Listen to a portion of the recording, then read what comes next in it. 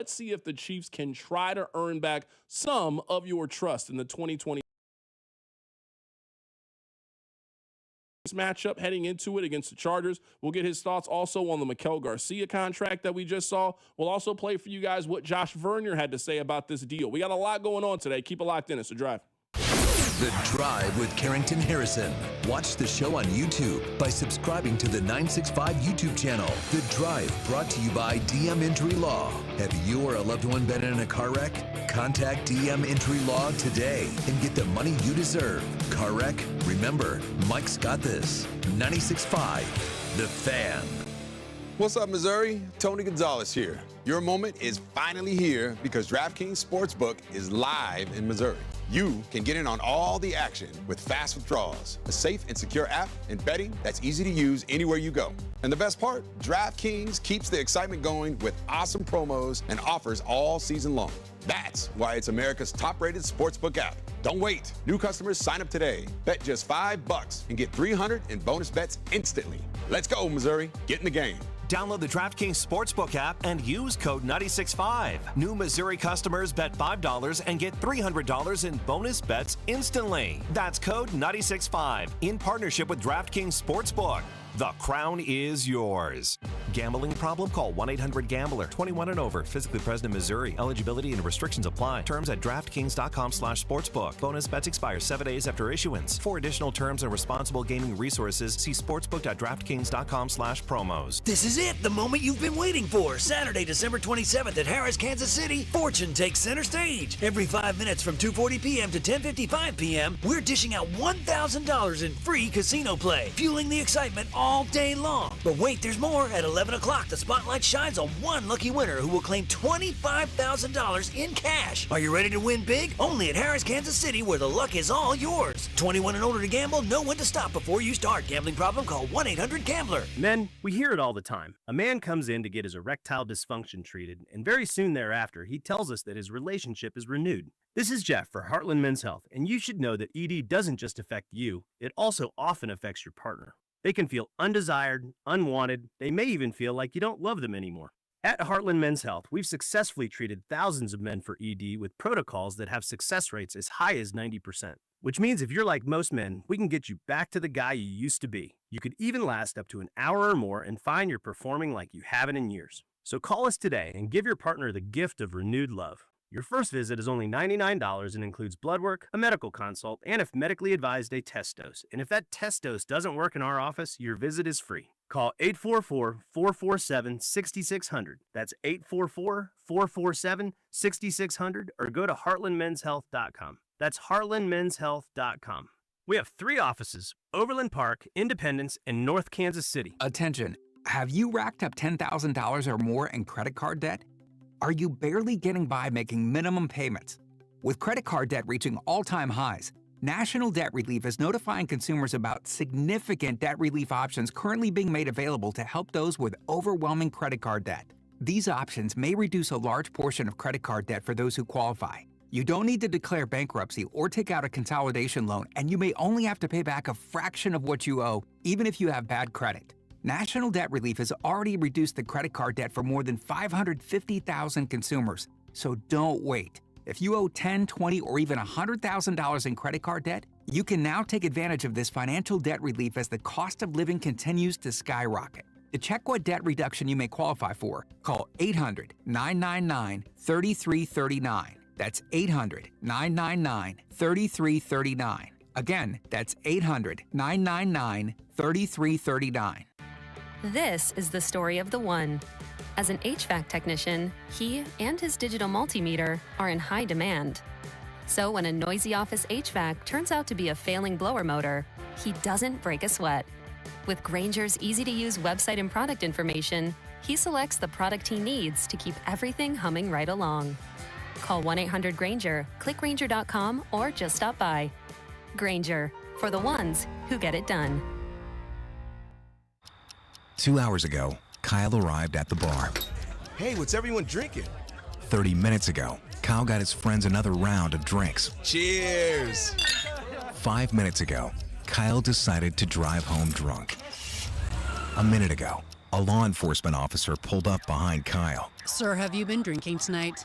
A chain of events that began 2 hours ago is about to change Kyle's whole world. Drive sober or get pulled over. Paid for by NHTSA. What's up? It's Draymond Green. I'm back for my 14th NBA season, and my podcast, The Draymond Green Show, is back too. This season, I'm breaking down games, reacting to the biggest NBA stories, and sitting down with teammates, rivals, and culture shapers. And trust me, I'm not holding back, on the court or on the mic. 2 new episodes every week. New segments, big conversations, real basketball talk for the real hoop heads. Listen to and follow The Draymond Green Show wherever you get your podcasts. We're back, we're better, let's get it. You're listening to 96.5 The Fan from the DM Injury Law Studios. Mike's got this. Hey, Kansas City, it's Vinny Pasquantino. Welcome into The Drive with Carrington Harrison on your home for Royals baseball, 96.5 The Fan. This is just one person on the text line, so I don't want to make this seem like this is a consensus or majority thought. But I also feel like we got to be realistic about the baseball team that you cheer for. Someone sent in, C-Dot, signing Maikel Garcia just doesn't move the needle for me. Sure, he had a career year last year, but what did that mean for the Royals? Why didn't the Royals go get Kyle Schwarber? Why didn't they get Alex Bregman or Pete Alonso? Those are the kind of signings that real big boy teams make. Garcia is meh. It's just a little brother signing to me. If your expectation is for the Royals to be the Yankees, I would just suggest you find another baseball team to cheer for. If the expectation is for the Royals to be the Dodgers or the Mets, I would just tell you that you have set yourself up for a lifetime of disappointment when it comes to them. That I would say, this is exactly what the Royals need to do to win, and this is exactly how the Royals have won. They have a 25-year-old potential star. I don't want to call him a superstar, but they have a potential 25-year-old star. If you hit 280 and have 16 home runs and 75 RBIs, if you continue to grow and develop and can turn into a 20 home run, 80, 85 RBI guy and could potentially hit 290, you have a very solid baseball player at a very cost-effective contract. That's how the Royals have to do it. The Royals have a pretty solid foundation. Now, we'll see if they can put it all together, and we'll see if the Royals can make a move or two in free agency to fill in the gaps. But if the Royals are going to get back consistently to the postseason or be a team that can legitimately be a threat, they're going to do it because of how they draft, how they develop, and being early when it comes to signing those guys. So you got to hope that a Vinny Pasquantino hits. You got to hope that you can re-sign a Bobby Witt Jr., which they were able to do, a Maikel Garcia. So if the expectation is for the Royals in free agency to go out and sign Pete Alonso, who signed 5 years, $155 million, I'm just telling you, you're wasting your time when it comes to the Royals. That's just not who they are. That's never who they've been. That's not who they're going to be. Now, you might be disappointed in that, but I'm just telling you the economics of baseball, it ain't really set up for Kansas City to be that kind of team. They have to operate and maneuver in this way. And it usually comes with them being smart. In 2014 and 15, they were really smart. They had a couple of pieces. They traded them, filled in the gaps along with their homegrown talent, and you saw what they were able to build that into. If the Royals are going to be good again in 2026 and beyond, that is just going to have to be the model that the Royals continue to follow. Coming up in about 10 minutes, we are actually going to head to Denver, Colorado. The Broncos have a very important game this week. They are at home against the Green Bay Packers. That is one of the more important games of the week in the National Football League. Here is Vern talking about how he thinks this was a no-brainer extension. Yeah, it's a darn near no-brainer, so much as if Maikel Garcia would sit down and have this conversation. If he's willing to do it, if he's down with the financial security that the Royals can provide, the Royals should be happy to provide that financial security and also give themselves some cost certainty moving forward, but it eats up 1, maybe 2 years of his free agency, and much like we saw last year, similar to what we saw last year with Cole Reagans, you're going to reward someone that performs and outperforms their contract, that shows a willingness and a desire to wear that royal blue. Maikel has done that, obviously, this offseason, and his performance on the field in the past year and a half, I think, warrants this type of security. So, to me, much like the Cole Reagans deal, it's a It's a no-brainer. And in Reagan's, you don't eat up any of the free agent years like you do with Maikel, but Reagan's also has a much different position. And when you're the pitcher, the concerns about the elbow are always going to be paramount. So that's why maybe you don't eat up the free agent years of Cole Reagan's. But with Maikel, the guy's going to be, 30? Yeah. When he hits free agency, again, it's a no-brainer. Yeah, I'm with Vern. I mean, this is just a no-brainer kind of move. It's not very expensive. You lock in the rest of his 20s. If something goes left, you can get out of a 27-year-old Maikel Garcia who has shown you a plus glove and can play multiple positions. This was an obvious signing to me for the Kansas City Royals. Rob, I want to get your take on this as we saw the Royals agree to a long-term extension with Maikel Garcia, 5 years, $57 million. If he hits certain incentives, it can get into the $80 million range. I imagine you're with the consensus. You're with everybody else when it comes to this signing? Yeah, I'm not going to be contrarian here. There's hard for me to be contrarian. The Royals had a player who is Gold Glove quality, 25 years old, the prime of his career, and they locked him up until he's 32. And on the surface, that alone makes the contract a win. But now you add in the fact, as you said, you can eject if things get bad. I mean, we've seen the Royals, when they make these kind of deals before, get out from under them. Like, I don't think this is the same type of player, but the Royals did this with Hunter Dozier. It didn't work out. You know what they did? They told Hunter Dozier goodbye. Like, these type of deals are good for the team. You now lock in every year. We know basically exactly what we're paying our third baseman.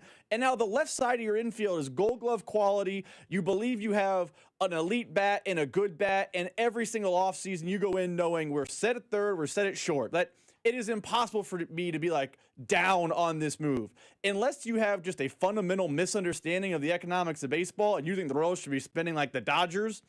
It is impossible to be down this move. Now there will be other moves this offseason that I think are coming that we can have discussions about if it's good, bad, acquisition costs, this, that, the other.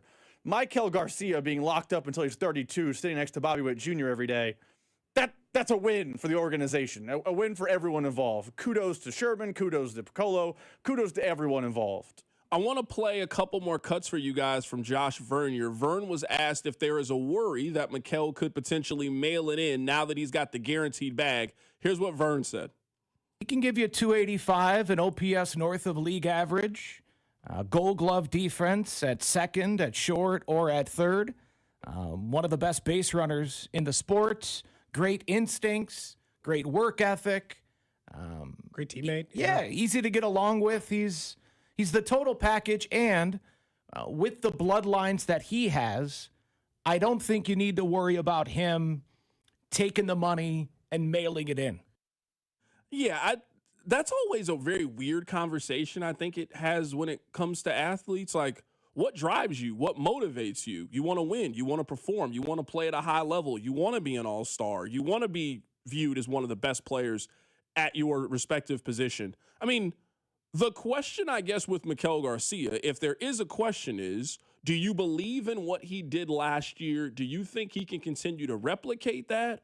Or do you think there is another level? I would say even if there is not another level, and let's say for the next 4 or 5 years of this contract, if he never improves from where he was in 2025, and you were telling me that the Royals just signed a Gold Glove defensive player who can hit 15 or more home runs, have 70 or more RBIs, hits almost 300, and plays in 160 games, every team in Major League Baseball signs up for just being that player. So even if it's not mailing it in, if you just continue to be what you've been or what you've shown last year, which it makes sense to me. Hey, you had a really good rookie season.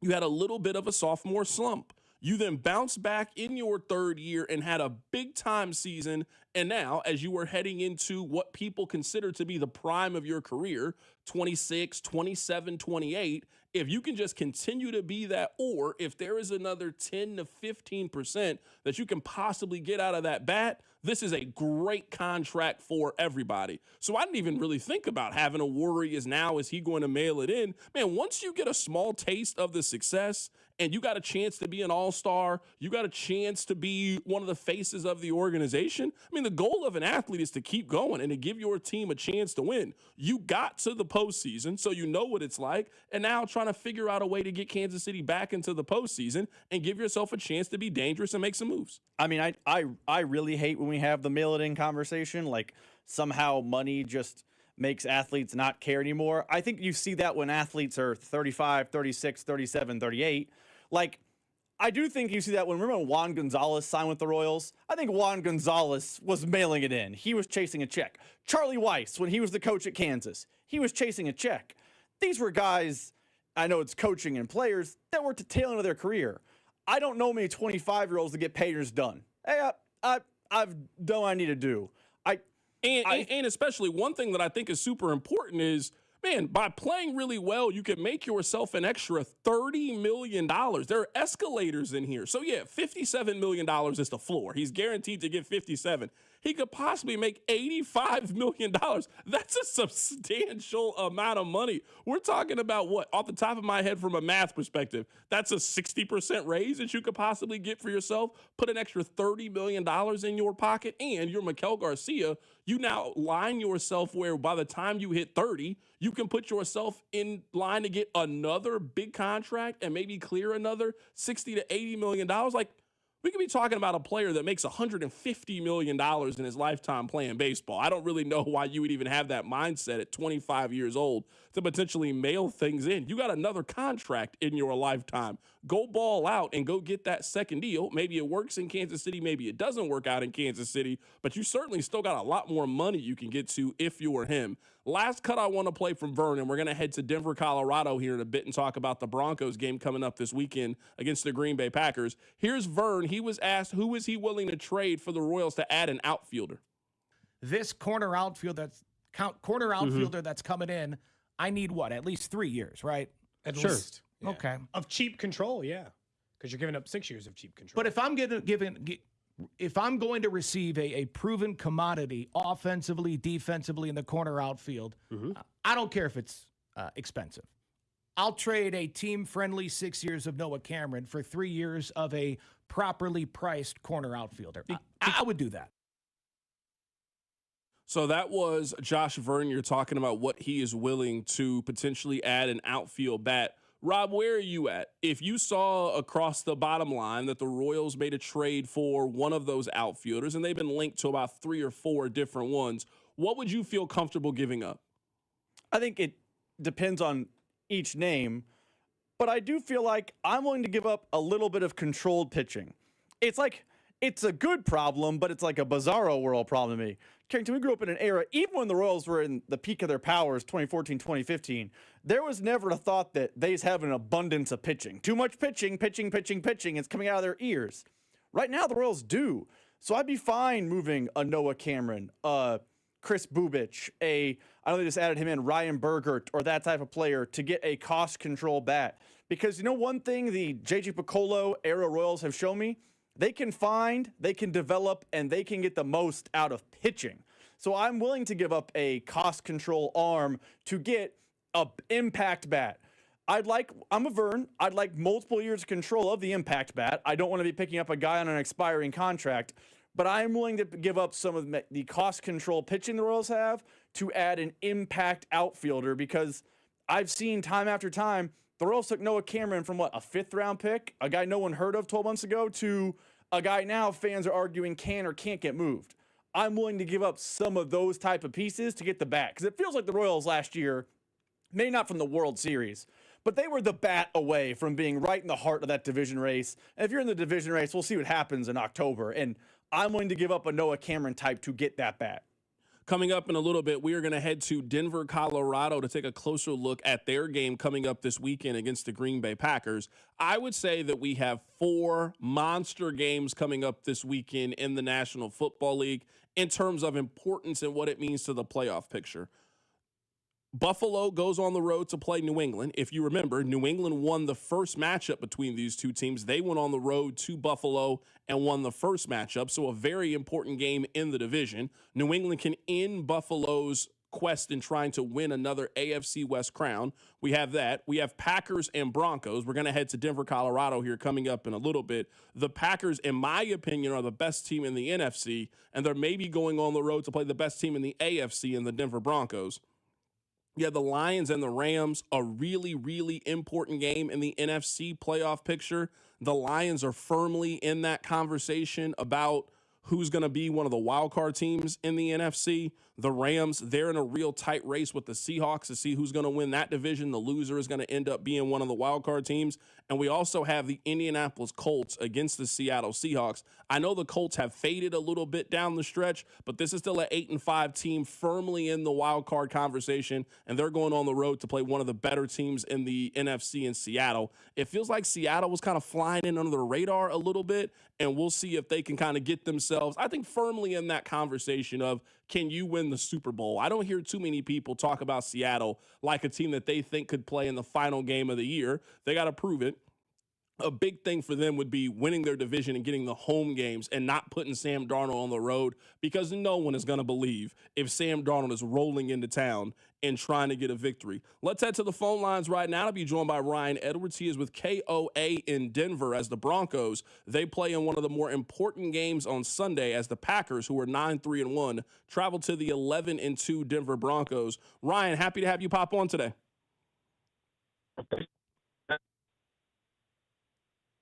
Hey, Ryan, you there? Yeah, I'm here. I got you. You cut out for a little bit. So the Broncos are underdogs in this game. Are you surprised that the Broncos are underdogs? Yeah, I think we're a little surprised by that. I mean, again, the national view of the Broncos has been tepid at best, and most of the time it comes across as a bit of hating. And I think a lot of that has to do with sort of the opinion of Bo Nix that a lot of analysts out there had before he was drafted, and then, after his numbers have at times been good, but then at times been inconsistent. And I think there's been slow buy-in on the Broncos, which, kind of makes some sense. It's one of those deals where, like, if I just said, hey, Broncos are 11-2 on a 10-game win streak. They're playing at home. They've won 11 games at home. I think regardless of the opponent, and I don't mean disrespect to anybody, but regardless of the opponent, you'd feel like that's a pretty good spot for this team to be a favorite. But there's a view of the Packers, and especially how well they're playing right now, that, I don't know, man, apparently they're favored. So I think either way, though, Sean Payton gets an opportunity to use this as motivation, and that's a good thing. It's interesting you mentioned the buy-in, buy-out portion when it comes to the Broncos, because what I've kind of noticed in these AFC conversations is people are really quickly to tell you who they don't like in the AFC, but no one tells you who they actually do like in the AFC. I mean, somebody has to go to the Super Bowl. So if it's not going to be Kansas City this year, Baltimore feels like they're not maybe a championship-level team. Buffalo has their problems. Cincinnati's not making the postseason. You just got to pick one of these teams that you like. Yeah, and nobody wants to. I mean, you're 100% right. Nobody wants to do that. I think it's a great observation. You can poke holes in all of them. And I mean that sincerely. I could poke holes in the Broncos just like I could poke holes in the Patriots or Jacksonville or any of these teams here at the top, especially in the AFC North. It's just one of those seasons. And I mean, some ways we love the NFL for this because there's always a surprise. We get to the schedule in May, and we start rolling through it. I'm sure you guys do the same thing out in Kansas City, where you start saying, I think they can win this one and this one, and, the schedule kind of looks like this, and if it breaks this way, where will that put you, and, so on and so forth. And then you get to the season, and there's always surprises. The biggest surprise, though, unquestionably, is not seeing Kansas City, Baltimore, and the Bills, I guess you could throw in there, maybe even the Bengals, at the top of this thing. They just have been sort of the standard in this conference for so many years, as you guys know. And to see sort of this change, is this a blip or is this the beginning of something for some of these teams? I guess time will tell, but it's been interesting this year. Right now, we're talking to Ryan Edwards, who covers the Denver Broncos. They got a really important game coming up this weekend at home against the Green Bay Packers. These might be two of the three best teams, two of the five best teams in the National Football League. You guys got back Patrick Surtain. He played in 50 snaps in their last game. How does he look now that he's back? I think there's a little bit of rust still. I mean, he tore his pec, right? I mean, it's sort of expected, and maybe he's being a little cautious out there. He had a couple of nice PBUs in this last game, so starting to round into form. He's like still like even 80% of Pat Surtain is still one of the best cornerbacks in the league, right? So he looks good, but there's been a couple of moments. He had a couple of penalties against Washington in his first game back. You're kind of like, that's a little uncharacteristic of him. So, I'm not gonna say he's a liability versus Green Bay, but that's certainly something we're monitoring. You mentioned kind of this team and just the lack of buy-in. Have you kind of noticed these similarities in this year's Broncos team and last year's Kansas City team? Because I'm just guessing on your radio show, you talked about how fortunate Kansas City was to win by a fumble or a blocked field goal or this thing that happened. Man, the Broncos win like that, it feels like every week now.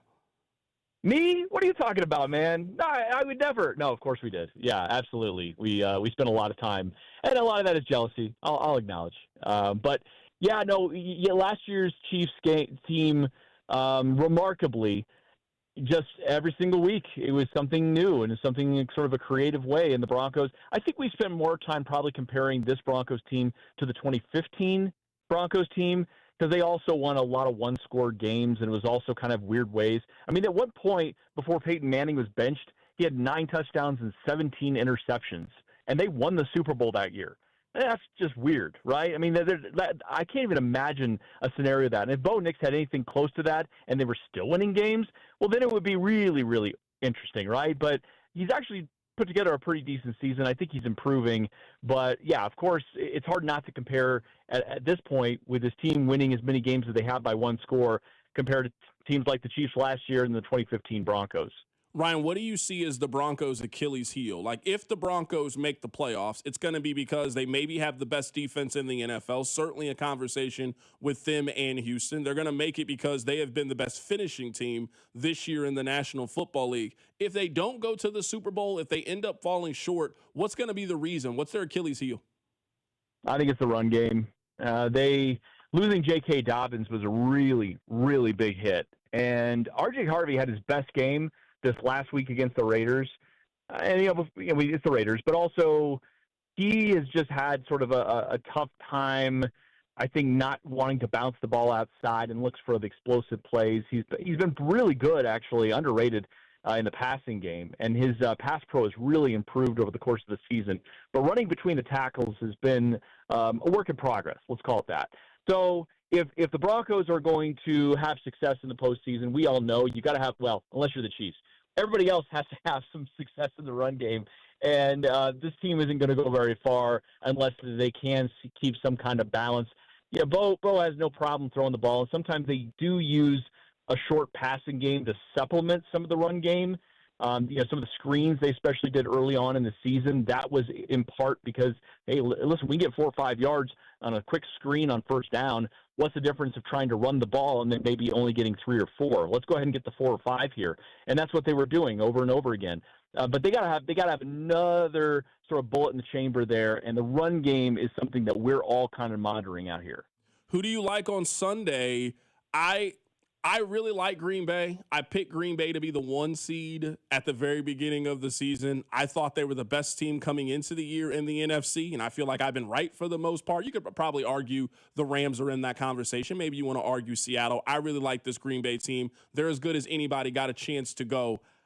I don't know. It's kind of hard to pick against the Broncos at home in this scenario and just kind of continuing the nobody believes in us disrespect card. I do like the Broncos to win this game. Who do you got on Sunday?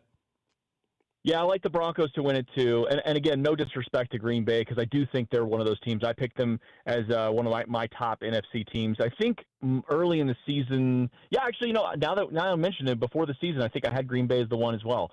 So I've been a fan of the way they're built. I think they're as a complete of team in the NFL. I just think that this being at home does tilt it for the Broncos. They play so well here. They've really reestablished that home field advantage.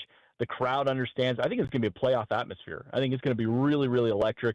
And once again, Bo Nix has sort of grown, into this guy where you want him to have the ball in his hands at the end, right? I mean, for all his flaws and things that he needs to continue to improve on, there's a clutch factor to him. He has more comeback wins, fourth quarter comeback wins than any other quarterback this year. He's got 6 of them. So, one way or the other, they've found a way to close games. And I feel like if this is a one-possession game in the fourth quarter, you're going to really like the Broncos' chances to close out. That is Ryan Edwards joining us on the show. He's with KOA in Denver, Colorado, as we get ready for one of the biggest games this weekend. The Packers travel to the Mile High City to take on the Broncos. Ryan, we'll catch up with you down the line. You guys are going to the playoffs. I'm not sure if that's in the Chiefs' future, man. We appreciate you. Anytime, man. Thank you. Absolutely. That's Ryan Edwards joining us on the show today to get you ready for Packers and Broncos. Coming up on the other side, we'll talk about the top story in sports. We have almost all of the information with Michigan's former head coach. Boy, do we got to go over. We'll get to it next. Keep it right here. So Drive. This is Wyatt Thompson from K-State, and you're listening to The Drive with CDOT right here on 96.5 The Fan and the Odyssey app. Brought to you by DM Injury Law. Have you or a loved one been in a car wreck? Contact DM Injury Law today and get the money you deserve. Car wreck? Remember, Mike's got this. Hey, we got a big football weekend, and no better place to catch up with the action than with our friends over at the other place with the hometown team in town.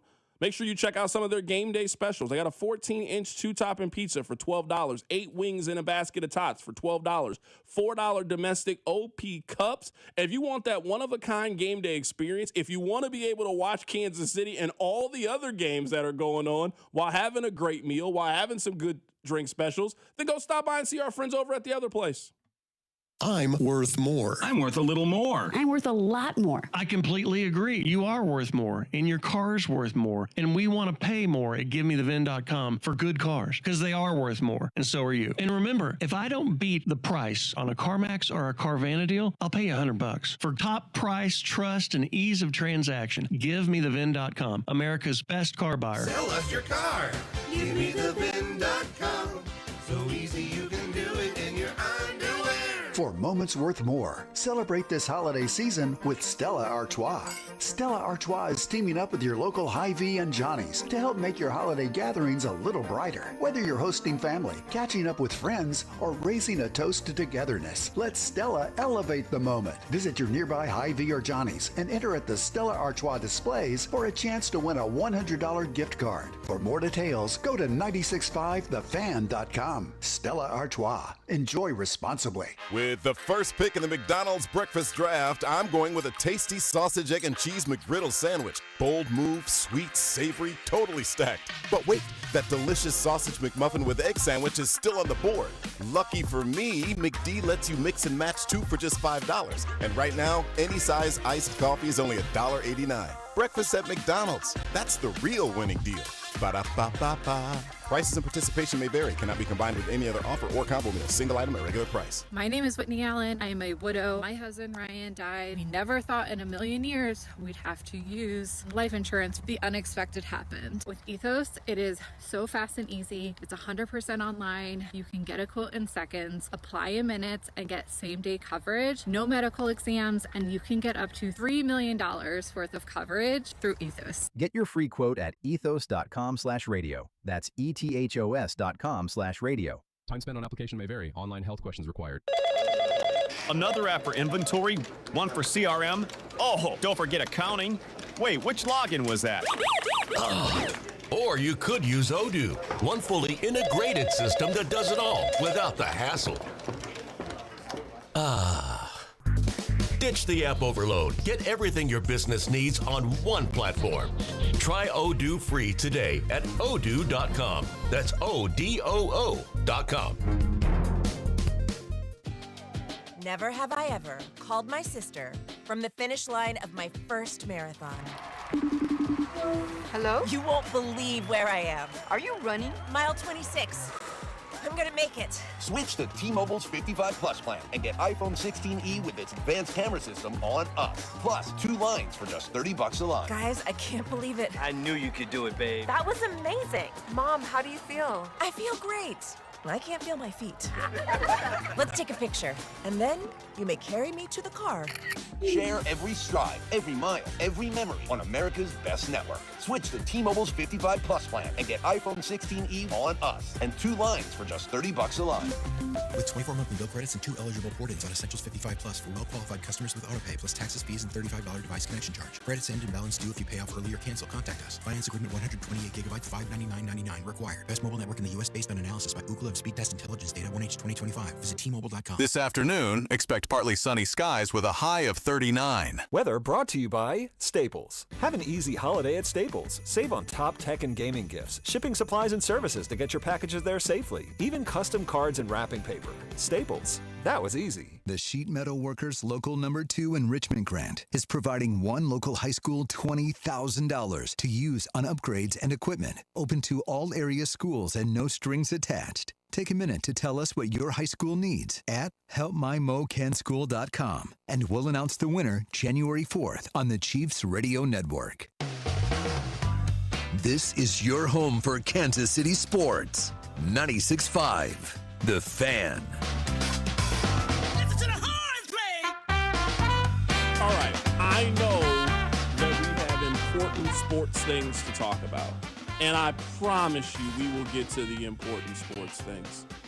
But you can't have a story like this Sharon Moore story and expect us to act like it's not happening when we're getting the amount of information that we are getting out. So a lot of this has now been confirmed. He has been arraigned. He has been charged. He's out on bail now. So a lot of this stuff is now confirmed. So this is what we know happened. He and this woman started their rendezvous a couple of years ago. They have been engaged in this for 2 years, according to her. This was found out by the university in October, and the university went to both of them because it's a violation of their policy. He is the head football coach. She is beneath him in terms of their status in the program. That is against their code and conduct, and you can understand why with the power balances that are on display here. Both of them denied being in a relationship with each other. Michigan then hired their own people to do an investigation because they wanted to know for sure. So on Monday of this week, she then goes to the university and then reports that they had been in a relationship because she broke it off with him and he wouldn't leave her alone. So they have a little secret meeting. And in this meeting, they come to the conclusion that they are about to fire him. They then tell him that he is fired. And that is when all hell broke loose. Now, I want to read for you guys this next part of the story because this next part of the story is pretty wild, if I would say so myself. So after finding out that A, he lost his side chick, after B, now finding out that he is unemployed, he then goes over to this person's house, grabs butter knives and kitchen scissors, and threatens to unalive himself. Now, let me give you the exact quote that she says that he said. Now, again, I wasn't there, but I'm just simply here to read to you the reports of what people are saying. So he goes over there after he lost her and lost his job, and everything is crumbling down. He grabs some butter knives and some kitchen scissors and says to her, I am going to unalive myself. I'm going to make you watch, and my blood is on your hand. You ruined my life. No, she didn't, brother. I'm here to tell you that this woman did not ruin your life. You, in fact, ruined your life. Now, I don't want to sound insensitive. I really don't want to sound insensitive. But if you were going over there and you picked up a butter knife and some kitchen scissors, you were not about to unalive yourself. That's not what was happening. You were crashing out. You had lost all control over the situation. Your secret that you've been hiding for however long you've been hiding this was now crumbling right before you. You lost it all. And now you know how it is. Once we get a little piece of information, now all the information comes out. Listen to this. He has also been investigated 2 other times by Michigan for having alleged inappropriate conduct with women. We now got some Instagram models and some OnlyFans models that have come out and said, hey, this man slid into my DMs. We already know about he broke into her apartment, threatened to unalive himself. I didn't even know this part of the story. Did you guys know that he then fled the scene after she called the cops and he got arrested at a local church? This is one of the wildest stories I've ever heard in my life. This is a Tubi movie. This is a Lifetime movie. That's what this is. This is a Lifetime movie.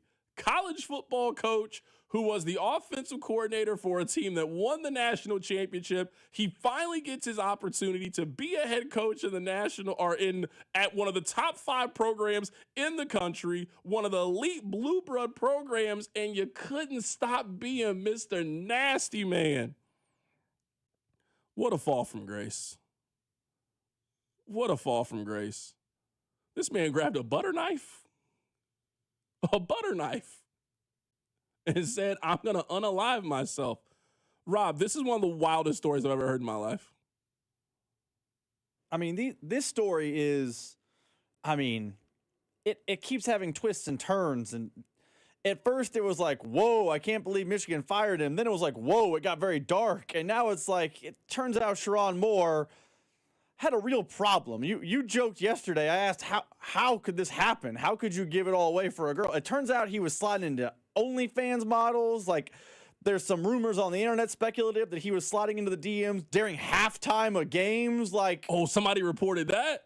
It's speculative reporting from Twitter. Now we just making stuff up now on my dog. Now we're just making things up. You telling me he was out here being Mr. Nasty Man during halftime and wasn't making the halftime adjustments? I mean, it just, you need to quit worrying about the likes and start worrying about the hikes. That's your problem. That's why they won 8 games this season. Their coach was distracted. This is the Bobby Petrino story.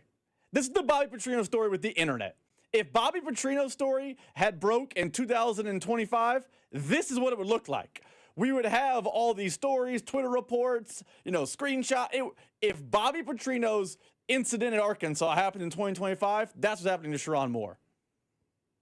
This is real sick work. Except for all the crime part. Bobby Petrino, to my knowledge, was never, arrested and charged with stalking and breaking and entering and all those things. It's, oof. That man really crashed out.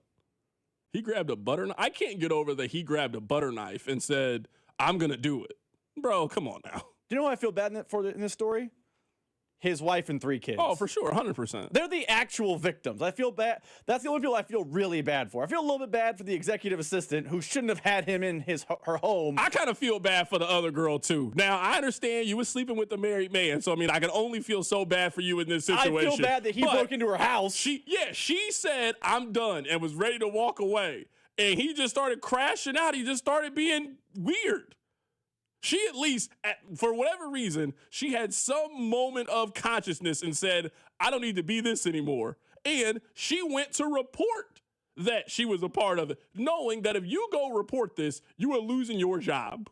And she had a good job. She's making $90,000 a year. She had a good job. She was making it because he gave her a raise. For sure. What I'm saying is, when you go report to your employer, you asked me if I was doing this. I told you I wasn't doing it. And now I'm coming back to you telling you, hey, I've been lying this entire time, and I'm going to show you proof that I've been lying to you this whole time. You at least acknowledge you will not continue to keep working there. So she went and did that. She did that because your conduct was so creepy, so inappropriate, she'd rather get fired than continue to deal with you. That's how bad you've been for however long she was stalking them and all this back and forth kind of stuff. She was ready to get fired from that job to get away from you. And then when she finally does it, she goes back home. She's trying to catch up on her shows on Peacock. And next thing you know, you broke into her house and you got the butter knife saying that you're about to end it all and that I did this. I didn't do anything. You're the one married with the kids. You're the one with the public, high-facing, high-profile job. You ruined your own life. I didn't do that. These are the kind of stories that are somewhat unique to college sports. We don't really see this that often in pro football or pro basketball. This is one that only happens at the college football level. I feel like on Monday at first, talking about this, something crazy happened over the weekend. I don't know, man. I have absolutely no clue, man. Somebody said this is a Tyler Perry movie. Now, you're not lying. You're not lying. This is definitely a Tyler Perry movie. 100% Tyler Perry movie. All right, coming up at the top of the hour, we'll get back to very serious sports things. Rob has a theory about Sunday's matchup. We'll talk about it. Keep it right here, so drive. The Drive with Carrington Harrison, a show that prides itself on getting it right. I don't know what I'm talking about. Brought to you by DM Injury Law. Have you or a loved one been in a car wreck? Contact DM Injury Law today and get the money you deserve. Car wreck? Remember, Mike's got this. 96.5, The Fan.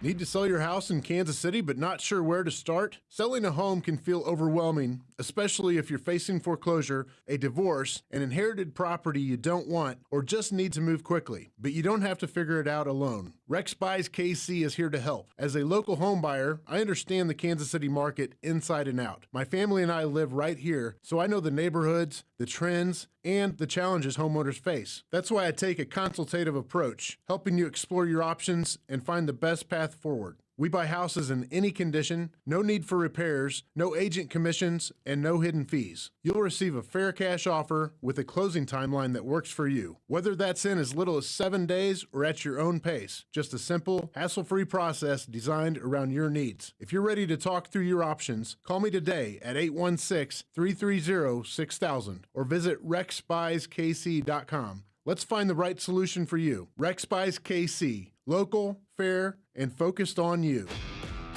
This is the story of the one. As the purchasing manager at a manufacturing plant, she knows the only thing more important than having the right safety gear is having it there when you need it. That's why she partners with Grainger for auto reordering, so her team members can count on her to have cut-resistant gloves on hand, and each shift can run safely and efficiently. Call 1-800-GRAINGER, click Grainger.com, or just stop by. Grainger, for the ones who get it done. Bet the game day action right from your phone. Download the Caesars Sportsbook app now. Use Radio MO. Place your first bet of $5 or more and get $150 in bonus bets if you win. Open to new users in Missouri who are 21 or older. First wager after registration must qualify and win, and bonus bets expire 30 days after receipt. See Caesars.com/promos or the promotions tab on the app for full terms. Gambling problem? Call 1-800-GAMBLER. Hey, you already know that there's nothing like a custom design and crafted jewelry treasure from House of Diamonds. A one-of-a-kind creation built from scratch for a one-of-a-kind love. But sometimes you have a need for speed. This is Gene at House of Diamonds, and just in case custom jewelry isn't in the cards, we have a case. Actually, we have 19 cases filled with some of the most beautiful handcrafted jewelry you'll ever see. Earrings, rings, bracelets, pearls, pendants, and fine gemstones. A lot of it we created in our shop.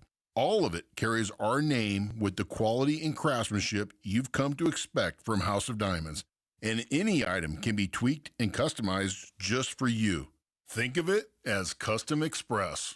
Custom Express or custom from scratch. Get it at locally owned, family owned House of Diamonds. House of Diamonds on the southeast corner of College and Quivira. Hey, Chiefs fans, Crown Royal is the official whiskey of the Kansas City Chiefs. And this season, it's not game day without the generous spirit of Crown Royal. Whether you're at the tailgate, in the stands, or watching from home, Crown Royal is the reason and the reward for coming together. Grab a glass with the Crown Royal rig at a stadium near you, because we'll be sharing the generous spirit with fans across the country. Crown Royal, fueling game day with a generous spirit. Visit www.crownroyal.com/Royal Rig for more on the Crown Royal Rig Tour. Please drink responsibly. It's a Red Friday on 96.5 The Fan and the other place, especially with these amazing game day specials. 14-inch two-topping pizzas for just $12 and $4 domestic OP cups. The other place with 5 great Kansas City Metro locations. This is the story of the one.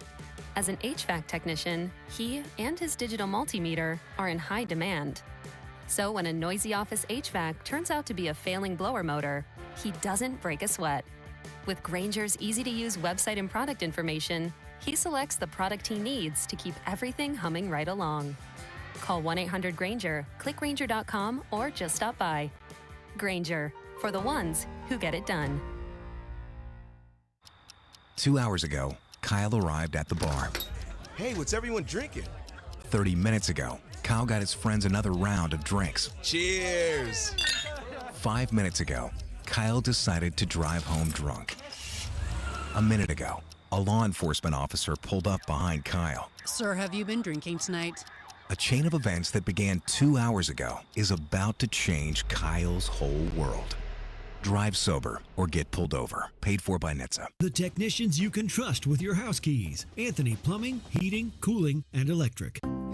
This season, enjoy stress-free comfort with easy booking and trusted service from Anthony. Save up to $4,500 on a new high-efficiency HVAC system. Schedule today at anthonyphce.com. Listen to the Chiefs and Chargers on Sunday with pregame starting at 9. Kickoff at noon with Mitch, Danon, and Kling. Right here on your home for Chiefs football. 96.5 The Fan. KFNZ FM and AM. HD1 and HD2 Kansas City. An Odyssey Sports Station.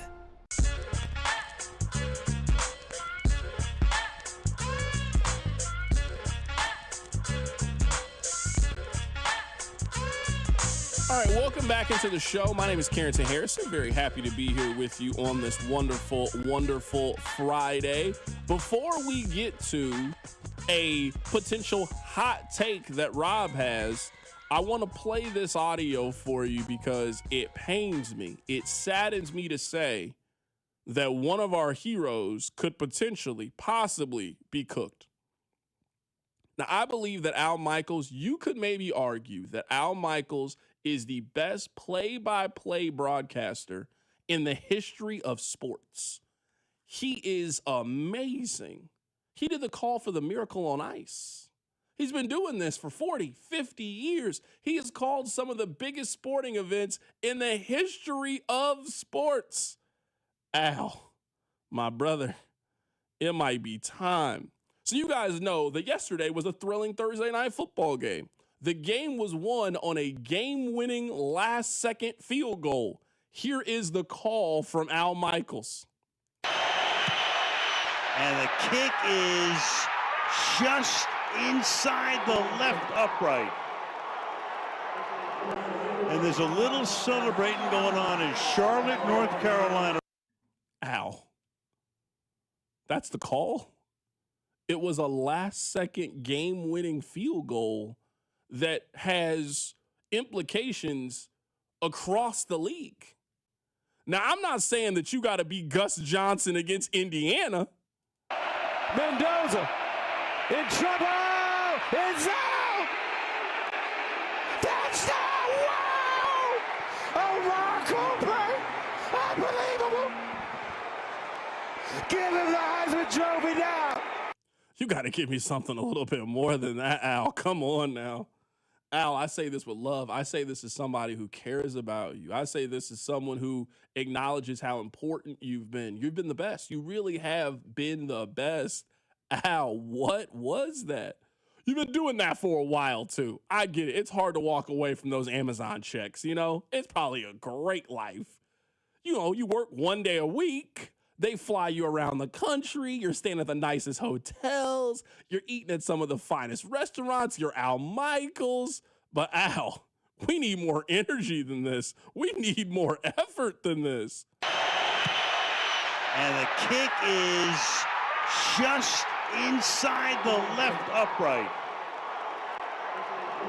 And there's a little celebrating going on in Charlotte, North Carolina. You guys would, if I hadn't have told you, you would have never had guessed that ended the football game. That was the last play of the game. The game is over.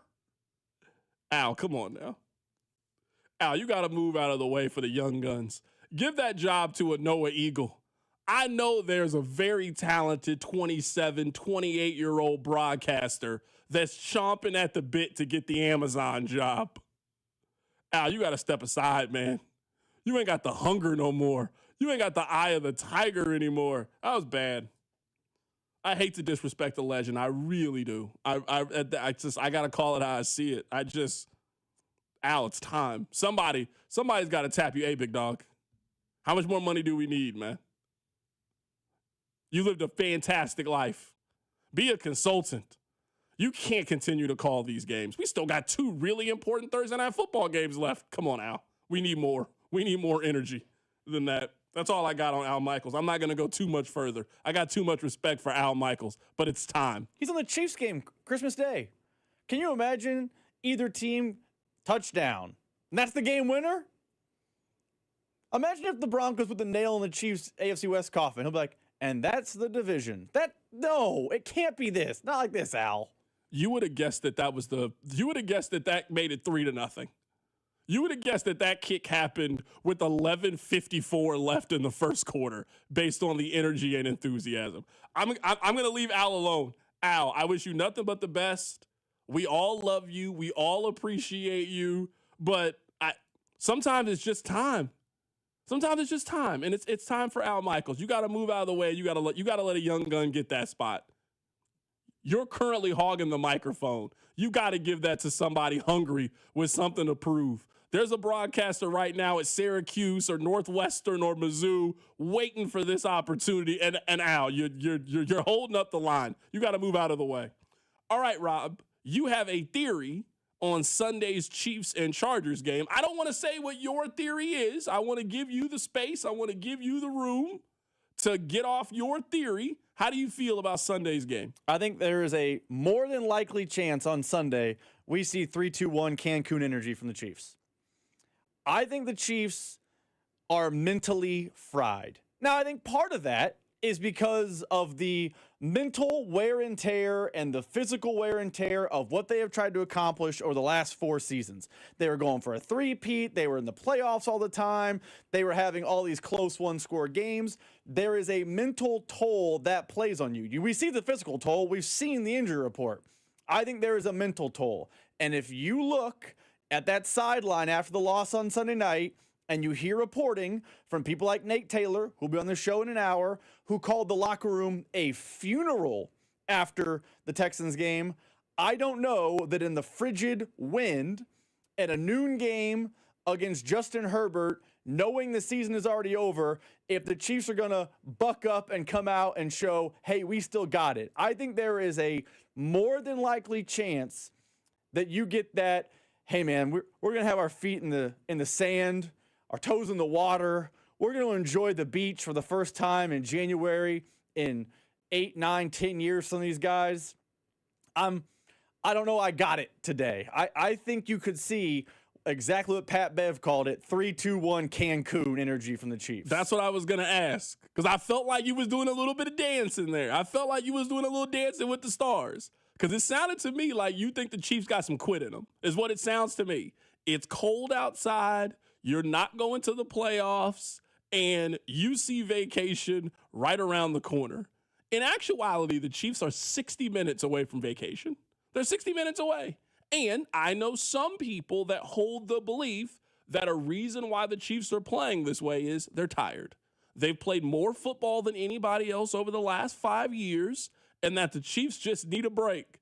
Man, you're 60 minutes away from that break. If the Chiefs lose this game and they go to 6-8 and they're mathematically eliminated, Mahomes is done for the rest of the season. Chris Jones is done for the rest of the season. Travis Kelce is done for the rest of the year. You'll get that break. It sounds to me like you think the Chiefs got some quit in them heading into this game if things get tough on Sunday.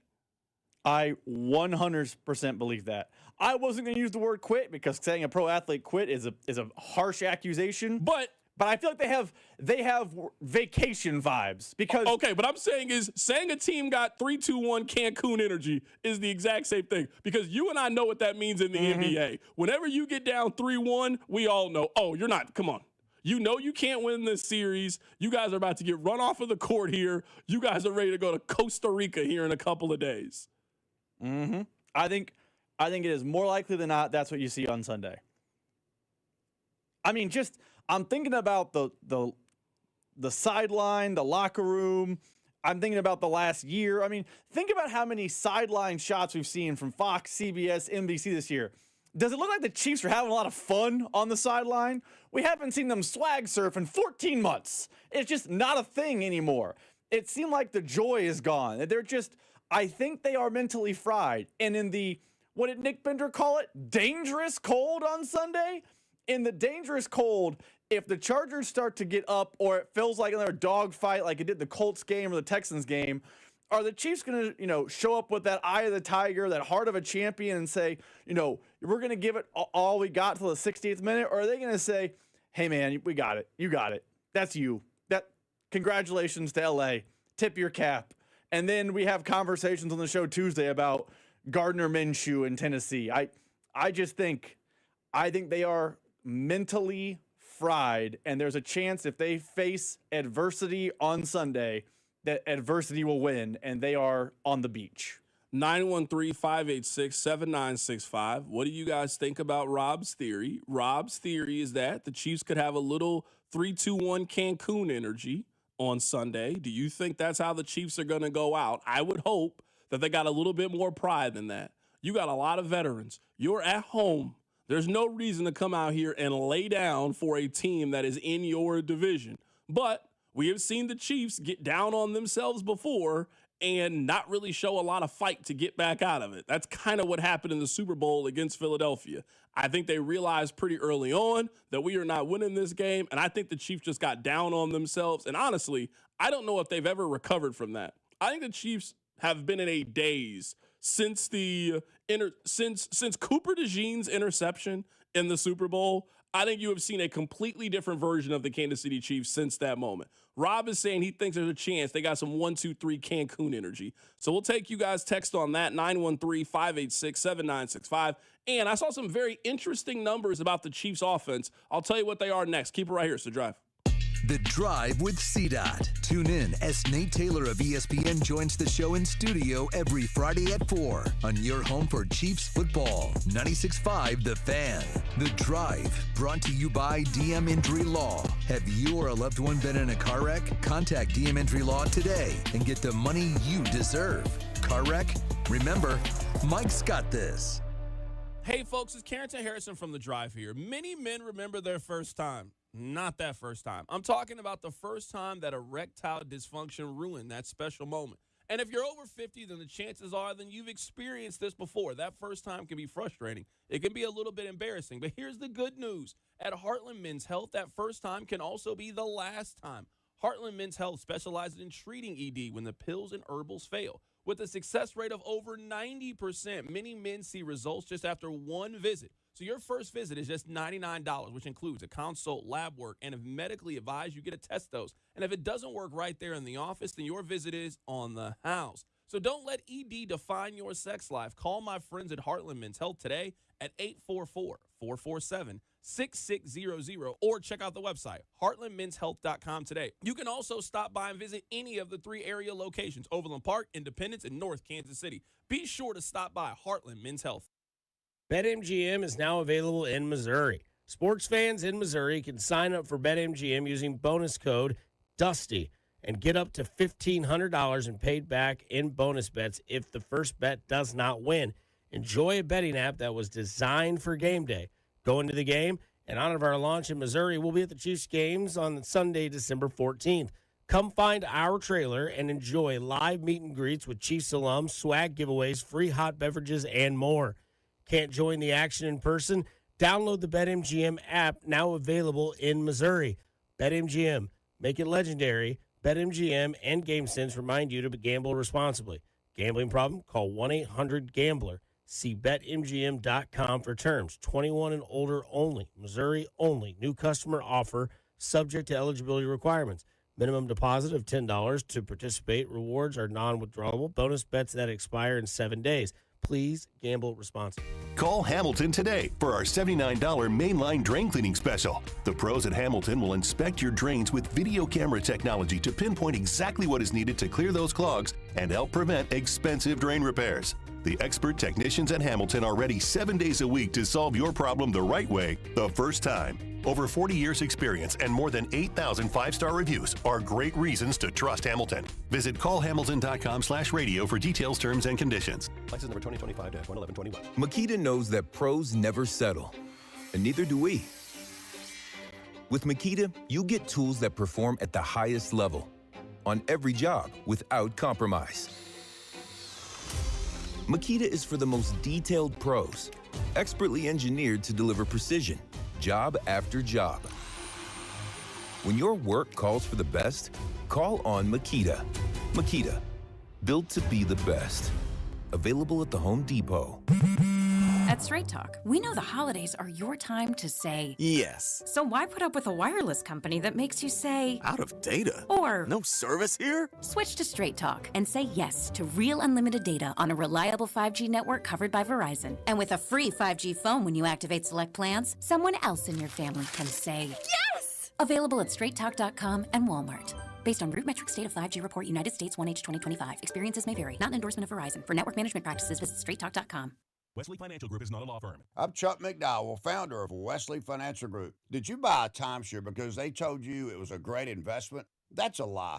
Most timeshares can be bought online for $1. To find out what your timeshare is worth and to cancel it, call us today and we'll send you our timeshare exit kit free with all your options for cancellation. Call Wesley for your free exit info guide. 800-941-2255. That's 800-941-2255. Drinking and driving will change your whole world. The next time you're out with friends, consider what would happen if you got pulled over after drinking, like the legal fees or the time in court, or a DUI on your record. Your decision to drink and drive could change someone else's world too, if you hurt or even kill them in a crash. Instead, what if a decision to call a sober ride changed your world for the better? Drive sober or get pulled over. Paid for by NHTSA. At Audion Hearing, our mission is simple: to make better hearing affordable for everyone. This Christmas holiday, enjoy exclusive savings on our high-quality rechargeable hearing aids. Clear, comfortable, and ready to use right out of the box. And here's a study worth hearing. Research shows that wearing hearing aids can reduce your risk of dementia by up to 61%. Join over 1 million happy customers and shop Christmas holiday deals before they're gone at audionhearing.com. That's AUDIEN hearing.com. Car, truck, or motorcycle wreck? Remember, Mike's got this. Paid for client betrayal and endorsement. The choice of a lawyer is an important decision and should not be based solely upon advertisements. Give me one good reason why I should call DM Law. How about 3 great reasons? 1, it's easy. 2, it's fast. 3, the results. Mike's got this. 816-888-7500. Mike's got this. Here's traffic, brought to you by DM Injury Law. Have you or a loved one been in a car wreck? Contact DM Injury Law today and get the money you deserve. Car wreck? Remember, Mike's got this. On the Kansas side in Lenexa, 435 southbound, still very heavy. The accident at 95th Street blocks the left lane and keeps you slow for about 2.5 miles. The delay is not quite back to Midland Drive. Alan Carr, 96.5 The Fan, traffic. You're listening to 96.5 The Fan from the DM Injury Law Studios. Mike's got this. Hey, it's Trent McDuffie from the Kansas City Chiefs. Welcome back to The Drive with C. Dot on your home for Chiefs football. 96.5 The Fan. All right, so before the break, Rob has a take. He thinks that the Chiefs could have some 3-2-1 Cancun energy. It's cold. They have very slim playoff chances. Rob thinks if the Chiefs get down, he thinks they could roll over and just start playing for the offseason. The text line, I would say, is very, very split. 913-586-7965. Nope. Chargers are in a letdown spot. They won an emotional game on Monday night. I think the Chiefs are going to win. Someone else said there's no way they lay down and give up until they're officially eliminated, especially if this is the end for Travis Kelce. Somebody on the other side, when the Chiefs didn't come out swinging early in the season, I thought that was a sign that they looked over it. I expected this team to be motivated and angry and looking for revenge after an embarrassing Super Bowl loss. I haven't seen any indication of that so far this season. I don't know if you can say that Rob is 100% off, and this is why. I don't think they came out mentally prepared to play for the Super Bowl. I don't think they mentally came out prepared to play week 1 of the NFL season.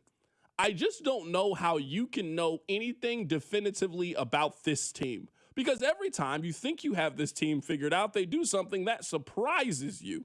Now, I don't think the Chiefs are getting blown out in this game. I just don't really think that the Chargers right now are in a place to go on the road and blow Kansas City out. But could I think you see a very similar game than what we just saw last Sunday against the Houston Texans? This game is pretty low scoring. The Chiefs make a mistake really late in this game that they can't overcome. I mean, that's just kind of been the theme and the tone so far of the season. I will agree with the texter. Man, week 1 was kind of an indication of how the season was going to go, and then none of us really paid attention to it. And I get it. It's one game. No one wanted to overreact to the one loss. But they had the weird fluky injury to Xavier Worthy.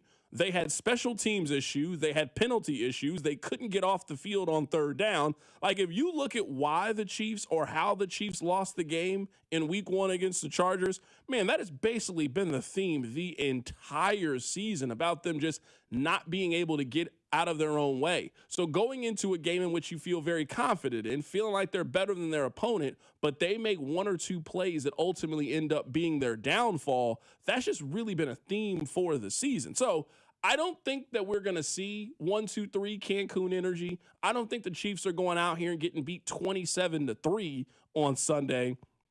But I do wonder, is this team mentally prepared enough to put it all together in the final 5 minutes and go out and beat a good football team? They've won 1 game since Halloween. It's been a while since this team has just really put it together and made those 1 or 2 plays and found themselves on the right end of it. There's no reason to completely throw in the rest of the season. You're still mathematically eliminated. You win this game, you win next week, you're above 500, you head into the Christmas game, and you can kind of see where you are from there. I don't think there's any reason if you were on the team to completely hang your head. You still got a shot in this thing. You don't have a great shot by any means, but you're still in it for sure. Let me ask you this, and this kind of furthers my theory.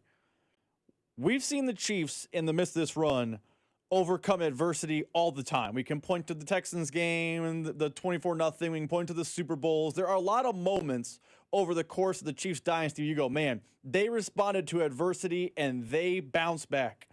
Have they responded well to adversity at any point this season? Because I would tell you, during the year, they started 0-2, and it was, hey, they're going to bounce back, don't worry. At one point, they were 2-3. Like, they're in the midst of losing 4 of 5 when their season was on the line. Individual game moments. Hey, go out there and ice down a game against the Jags. All you got to do is shut down Trevor Lawrence. Say, things haven't gone great, but you have a chance to get a stop and win the game. They didn't. The Buffalo game. Hey, you got the ball. You're down 7. Go make a play. They didn't. Like, hey, season on the line. For some reason, you're going for it on 4th down, but you're going to run a play that you feel comfortable with. You don't get it. Like, for a team that made its money, and a lot of money being the team that responds better to adversity than anyone else, and we used to joke they thrive being down 10 points in the postseason. When was the last time you saw this team have adversity hit them and they bounced back and dominated a game? Because I would tell you I haven't seen it in 25.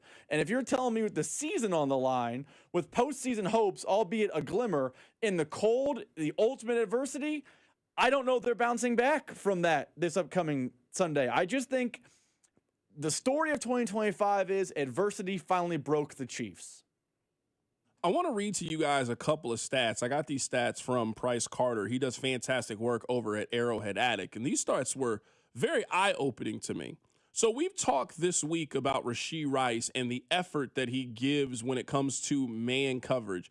If you missed it, I want to play for you. This is what Nate Taylor had to say. Nate Taylor's going to join us in studio coming up in about 30 minutes or so. Here's what Nate Taylor had to say about Rashee Rice and his inability to beat man coverage and how this has mostly been an effort issue.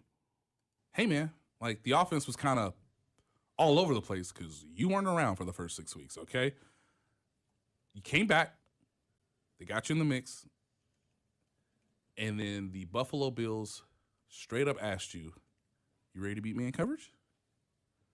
And then the Denver Broncos asked you the next week, straight up, hey, bro, you ready to beat man coverage? Okay. Now, any team with any pulse is going to say, hey, man, that's Derek Stingley. You ready to beat man coverage? Let me give you guys these stats. This was eye-opening to me, Rob. Did you know that this season Rashee Rice has 7 catches for 63 yards against man coverage so far this season? Now, against zone, he has been incredible so far this year. He has 28 catches on 333 yards when it comes to zone defense. Against man, he has 7 catches for 63 yards on 20 targets. He has not been a man beater at all this year. And for a guy who is your number one wide receiver to not really show an ability to be able to beat man coverage is a problem. Now, let me give you the second stat from Bryce Carter. This was even more eye-opening to me. You remember that week we were talking a lot about RPOs with the Chiefs? And a lot of people were very frustrated in the Chiefs and running these RPOs. And Andy said, well, we call the run plays, but they turn into pass plays. Well, someone did the math. The Chiefs this season have run the second most RPOs of any team in the National Football League. The only team to run more of those kind of plays is the Washington Commanders. Rod, did you know that the Chiefs have only run the ball 18 times in an RPO out of 122 of those kind of plays? They don't run the ball. So if you're the defense and you see that concept setting up for the Kansas City Chiefs, why do you need to respect the run? They're not handing the ball off.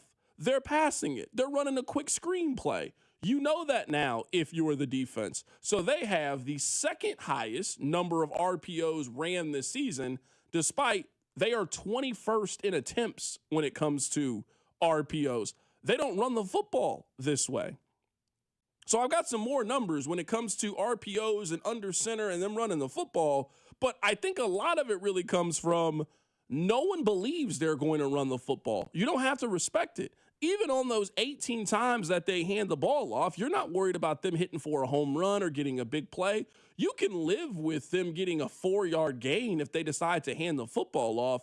But, man, one of the reasons why the passing offense doesn't work and you don't get that threat is, man, no one's worried about you actually handing the football off. No one is worried about your run game. So how you defend those kind of plays drastically changes when you know that they're basically pass plays. I will say this. I know everyone's going to vilify the coach, the offensive coordinator for these RPOs stats, and they are damning. Isn't some of this on Patrick Mahomes? I'm not saying it's 100%. It's probably 33, 33, 33. The offensive coordinator, your job is to, coach all week long. The head coach, your job is to call the plays on this team, like the quarterback. But if you're telling me the stats say when they run RPO, it's not successful because they're passing all the time, isn't the O and run pass option? And it appears that Patrick Mahomes is taking the option of passing every single time. Like, the numbers are damning, but they're damning for everyone. Doesn't Patrick Mahomes have a little bit of fault for what these numbers are showing? 100%. 100%. I mean, I think it's everything. I don't think that Patrick hands the ball off is because I think the numbers would suggest that him handing the ball off to Kareem Hunt or Isaiah Pacheco that's not a high percentage play. You're not getting a home run. There's no chance of the home run in the passing game. So I definitely think that's part of it. Now, I'll give you some more numbers here. This comes from my guy, Cole DeRoos, with how about those Chiefs. So I just gave you the numbers with the RPOs. The Chiefs are second in the league in their RPOs. They only hand the ball off in those formations 14% of the time. That's 31st in the National Football League. They are one of the worst teams at actually doing the run part of the run-pass option. I'll give you some under-center stats when it comes to the Kansas City Chiefs. They are 29th in the NFL at plays called under center. That's not their offense. That's not their offense, and I would say it should be their offense. The league is changing again. And this is where I think that Andy or whomever is coming up with the offensive game plans, I don't think they are accounting for the league has shifted. I don't think you're winning a championship with Damian Williams in 2025. I think you need a better run game than that. I think you need to be more visible in the run game. I also think if I gave you the numbers of the teams that are at the top of running the ball or running plays from under center, you would see the best offenses in the league. The best offenses in the league are not in shotgun all the time anymore. That used to be a thing. It's not really a thing, I would say, so far this season. So the Chiefs are 29th in the NFL at plays called from under center. They throw the ball just about 20% of the time. So it is a tip-off to the defense. Hey, if the Chiefs are under center, they're going to run the ball 80% of the time from this formation. 80% of the time, they're going to run the football. Now, they've done a decent job when it comes to that, but I mean, some of this stuff is just math and numbers and being able to pick up tendencies and what you want to do as an offense. And I do think when it comes to some of these things, man, you start to pick up these tendencies in Kansas City, and if you spend the amount of time that these defenses do watching Kansas City's offense, watching what they're strong at, watching what they're weak at, you're able to pick some of these things apart. Hey, when the Chiefs run from under center, they're not throwing the football. They're going to run here. Let's sell out to stop it. When the Chiefs are in an RPO, you don't need to respect the run part of it. They're not going to hand the football off. I think you start to pick up on these tendencies over time, the more and more that you watch this offense. We're going to head to New England here coming up in a bit. The Patriots have a very important game coming up on Sunday against the Buffalo Bills. Before we do that, I want to play for you guys what Vern had to say. He was on the station earlier today talking about Maikel Garcia. One of the top stories in town is that Maikel Garcia just signed a 5-year extension worth around $58 million. Yeah, it's a darn near no-brainer, so much as if Maikel Garcia would sit down and have this conversation. If he's willing to do it, if he's down with the financial security that the Royals can provide, the Royals should be happy to provide that financial security and also give themselves some cost certainty moving forward, but it eats up 1, maybe 2 years of his free agency, and much like we saw last year, similar to what we saw last year with Cole Reagans, you're going to reward someone that performs and outperforms their contract, that shows a willingness and a desire to wear that royal blue. Maikel has done that, obviously, this offseason, and his performance on the field in the past year and a half, I think, warrants this type of security. So, to me, much like the Cole Reagans deal, it's a no-brainer. And in Reagans, you don't eat up any of the free agent years like you do with Maikel, but Reagans also has, a much different position, and when you're the pitcher, the concerns about the elbow are always going to be paramount. So that's why maybe you don't eat up the free agent years of Cole Reagans, but with Maikel, the guy's going to be, 30? Yeah. When he hits free agency, again, it's a no-brainer. That was Josh Vernier earlier on the show. The Royals have extended Maikel Garcia to a 5-year extension with a 6-year option. It's at around $57.5 million guaranteed and could be up to 85 if Maikel hits certain escalators in his deal. We'll get back to the Royals here in a bit. Let's head to the phone lines right now. We went to one of the important AFC games earlier in the show between the Packers and the Broncos. Let's go to the other one in the AFC East between the Bills and the Patriots. Adam Kaufman joins us on the show who covers the Patriots. Adam, man, happy to have you pop on with us today. Great to be with you, bud. How are you? Doing fantastic, man. Let's start with this. What's changed in New England? Is it improved quarterback play? Is it improved coaching? I mean, this was a mediocre football team last year, and now you could argue that they're maybe the best team in the National Football League. It feels like a lot has changed over the last year. What is that? My answer is yes. Right? I mean, basically everything has changed. Obviously, you bring in Mike Vrabel to just completely transform the culture. You know, a leader, a proven winner as an NFL head coach. I know he hasn't won a Super Bowl. Obviously, he did as a player multiple times, but in Tennessee, took that team to the playoffs, went to an AFC title game, was a coach of the year. All of these things had a, generally speaking, especially when you consider what he had to work with, a strong tenure. He's a culture setter, a established leader of men, which, you know, this team desperately needed. You know, Gerard Mayo, another previous Patriot and on the coaching staff for a while previously, you know, a lot of people thought he was going to be this heir apparent to Bill Belichick for the long term. It was very obvious last year that he was in way over his head. He wasn't ready. He wasn't equipped to be a head coach. And so credit to Robert Kraft and ownership for eating that lengthy contract and all of the money and making the swift move when Vrabel was available. I'm not at all surprised that Vrabel probably had that Patriots job circled. You know, I think that's maybe at least a part of why he sat out of the game for a year. I mean, not entirely. He was a consultant in Cleveland, but, you know, didn't accept any head coaching offers elsewhere or chased them down is maybe a better way of put it, because obviously he wasn't offered anything formally. But I think this is where he wanted to be as much as the Patriots wanted to bring him home. And then from there, filling out the coaching staff, obviously Josh McDaniels came back. This team, really since McDaniels, has not had a viable offensive coordinator, and they've gone through many from the end of the Belichick tenure to obviously last year what happened under Mayo, and it was a carousel, not only of OCs but of quarterbacks, and from Cam Newton and Bailey Zappi and obviously Mac Jones and, briefly Jacoby Brissett and all of these guys. Drake May, they found their guy, and they felt that last year, seeing signs of what he was capable of doing. You pair him with a Josh McDaniels, who many, including obviously Tom Brady, have spoken extensively about. It helps unlock a number of different things within his game. He is shown to be, statistically, and I'm not saying he's the best quarterback in the NFL, all right? Let's not get ahead of ourselves. But statistically, he is doing some things this year in his second year, his first full year starting, that no quarterback in NFL history has ever done. It's been remarkably impressive. And the deep ball, obviously, all the things to the eye and late-game comebacks and just the performance. People can point to, obviously, an easy schedule, and they would be right to do so. It's not been a hard schedule for New England. But even still, I think, Carrington, you know this. I think most people know this. Even the most ardent of Patriots fans wouldn't have had this team above 10 wins coming into the year, probably mostly around 7 or 8 wins. Vegas had the total, I think, at 8.5.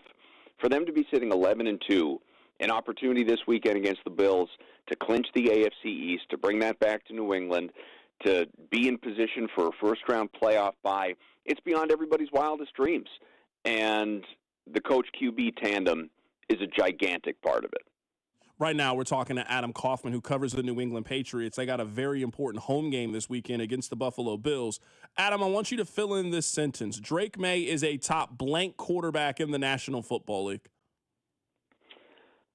Comfortably, I'm going to say 10, absolutely. And then I think he's got a chance to be 5. If we're not ranking guys based on their careers and we're just looking singularly at the year 2025, if we're doing that, you're putting him over some of the great ones, right? You're putting him over Mahomes. You're putting him over Lamar. You're putting him over Burrow, obviously. You're putting him over a bunch that, if you're ranking the quarterbacks and saying all things being equal and everybody's healthy and all of that, you wouldn't necessarily do.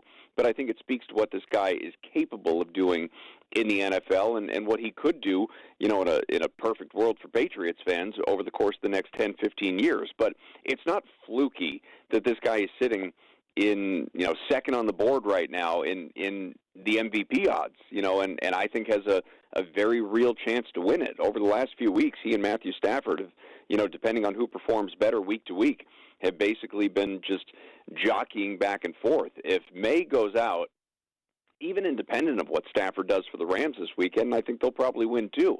But if May goes out, beats the Bills, clinches the divisions, you're going to see those odds flip again. He's going to go from plus 200 to a favorite, a slight favorite. But, this thing's going to come down to the wire. And there are other, very impressive QBs, obviously, that are in that conversation. But I just don't think anyone can argue against what May has been doing this year to really rank him among the top in the league right this moment. How real is this, do you think it is with New England? I asked that question because I've kind of joked around. Everybody can tell me who they don't like in the AFC. Nobody tells me who they do like. Like, we find reasons to not like any team in the AFC. Well, somebody has to win the AFC. Somebody has to play the Rams or the Packers in the Super Bowl. So why not New England? I like New England because I think they do a lot of the things you need to do to win playoff games. Good quarterback, good coach. They run the football effectively, really good defense. Now, the inexperience from their quarterback in those postseason moments is a negative, but every team in the AFC has a negative. Yeah, I think what you look at, and when you're trying to figure out, okay, if not them, who? Because I agree with you. There's no juggernaut in the NFL period this year. I think this is the most parity we've seen in the league in, boy, as long as I can remember, honestly. And you'd be right to rank the Rams at number 1, but I don't think it's by a wide margin, honestly. And the AFC is completely open, especially if we're talking about a field that doesn't have Mahomes, doesn't have Burrow, doesn't have Lamar, if that all shakes out.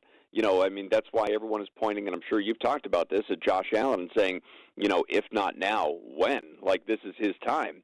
But you look at that AFC, and to me it's balance. It's complementary football. And there's no one else in the conference that you can say, okay, this is a top 7 team offensively and defensively in the entire NFL. The Patriots fit that category. I think maybe last I checked, I think the Seahawks fit that category, but obviously that's the other conference. In the AFC, there's nobody else. I mean, the Patriots, and again, people will point to the schedule, and I get it, but the Patriots, this is a team that ranks top 10 in points per game, total offense, second in passing offense, not a very good rushing offense, fifth in opponents' points per game, seventh in total defense, third in rushing defense. You know, it just has so many strengths on both sides of the ball, and it's doing it, admittedly, you know, really without household names. Now, Drake May is maybe becoming that guy, but there's no bona fide number one receiver in that group like Stephon Diggs used to be, certainly not in his time in New England. He's had some isolated weeks where he's been that guy, but he's also had some weeks where he's had, you know, a catch for 13 yards, and it's Kayshon Boutte, or it's Mac Hollins, or it's Pop Douglas, or it's Hunter Henry, or it's Kyle Williams. You know, it's kind of that, it's honestly similar to kind of what's going on in Buffalo or what's going on in Green Bay, where there isn't that clear number one guy for the QB, and it's the whole favorite receivers, the open receiver kind of mentality. Guys, just, you don't know, especially from like a prop betting standpoint, you have no idea week to week who that guy is going to be. It's a very versatile offense that has performed the sum of its parts a lot better than any individuals look on paper. And I think the defense, you could say a lot of the same things. You got an all-pro corner, Christian Gonzalez, but after that, you got some guys that have decent contracts, especially along the defensive line, but you don't have any superstars by any stretch. They're just finding a way to do it collectively. And I think that's really what you point to. You know, the Patriots have, you know, they've beaten up the bad teams, you know, winning by margin, winning by double figures. They have survived some of the good ones. Their only real solid test this year, Buffalo in prime time, won that one to walk off by 3. The Bucks, back when we thought Tampa Bay was good, won that one in their house. But there aren't too many winning teams, admittedly, on that schedule. So that's why, as great as this run has been for Patriots fans, it's still an element of wait and see what this looks like in the playoffs when you face legitimate competition that is either on your level or even maybe better. That is Adam Kaufman joining us on the show. He is with Nesson, who covers the New England Patriots. I got a big game this weekend at home against the Buffalo Bills. Adam, great stuff, man. We'll catch up with you down the line. All right, look forward to it, but hopefully not in the playoffs. That is our guy, Adam Kaufman, joining us on the show today. We got some breaking college football news we'll get to on the other side. Keep it right here. It's The Drive. The Drive with Carrington Harrison on your home for Kansas City sports. 96.5 The Fan. Brought to you by DM Injury Law. Have you or a loved one been in a car wreck? Contact DM Injury Law today and get the money you deserve. Car wreck? Remember, Mike's got this. Hey, let me tell you guys about our friends over at Gates Barbecue. Now, there's a couple of different options for you this holiday season. I want you to include Gates in whatever your holiday plans are. So whether that's picking up a gift card, maybe you're getting one for yourself, maybe you're getting one for a loved one, so they don't got to worry about lunch, they don't got to worry about dinner, just walk in and it's taken care of. You also can get one of those great gift packs. I mean, can you think of a better stocking stuffer idea than some Gates barbecue sauce or some of that classic Gates seasoning? I've been telling you guys about this season. They got multiple flavors. They got the extra hot, they got the original, they got the sweet and mild, and they got the Gates salad seasoning that you can use with your green beans, your vegetables, and most importantly, your eggs. You gotta season your eggs. And as you're gonna be doing a lot of cooking around the holidays, as you got your holiday parties or people coming over for the holidays, you're gonna want to use the Gates sauces and the Gates seasoning and whatever you are making. So it's Carrington Harrison from The Drive here telling you to include Gates barbecue in whatever your holiday plans are. This is it, the moment you've been waiting for. Saturday, December 27th at Harrah's, Kansas City, Fortune takes center stage. Every 5 minutes from 2:40 p.m. to 10:55 p.m., we're dishing out $1,000 in free casino play, fueling the excitement all day long. But wait, there's more. At 11 o'clock, the spotlight shines on one lucky winner who will claim $25,000 in cash. Are you ready to win big? Only at Harrah's, Kansas City, where the luck is all yours. 21 and older to gamble, know when to stop before you start. Gambling problem? Call 1-800-GAMBLER. My ride smells just right, just right, just right, just right. Y'all gotta try that Febreze car. Just right, just right, just right. Yeah. La la la la la. With up to 40 days of consistency, all over Febreze car clips right on your vent. You know my car's my happy place. Keep that smile on my face when it smells just right, just right, just right. Yeah. Breathe happy Febreze. La la la la. This is the story of the one. As the purchasing manager at a manufacturing plant, she knows the only thing more important than having the right safety gear is having it there when you need it. That's why she partners with Grainger for auto reordering, so her team members can count on her to have cut-resistant gloves on hand, and each shift can run safely and efficiently. Call 1-800-GRAINGER, click Grainger.com, or just stop by. Grainger, for the ones who get it done. This is the story of the one. As the purchasing manager at a manufacturing plant, she knows the only thing more important than having the right safety gear is having it there when you need it. That's why she partners with Grainger for auto reordering, so her team members can count on her to have cut-resistant gloves on hand, and each shift can run safely and efficiently. Call 1-800-GRAINGER, click Grainger.com, or just stop by.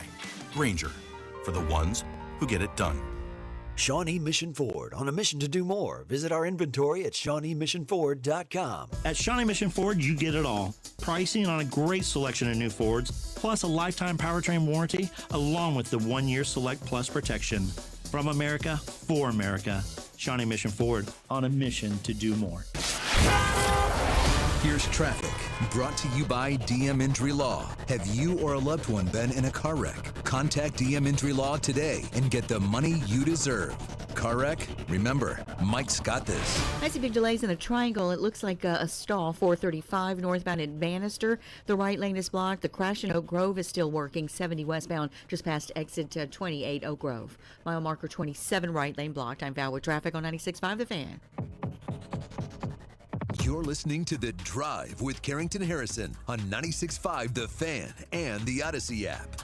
All right, we got a little bit of breaking news in college football. The first piece of breaking news is that Missouri's offensive coordinator, Kirby Moore, has now been hired as the head coach at Washington State. That's kind of been a rumor, I would say, for the last couple of weeks or so. It is now official. This is from Pete Thamel of ESPN, that Kirby Moore is scheduled to be the next head coach at Washington State. So congratulations for him. I would say that he's earned it over the last couple of years. They are working together to formalize a deal.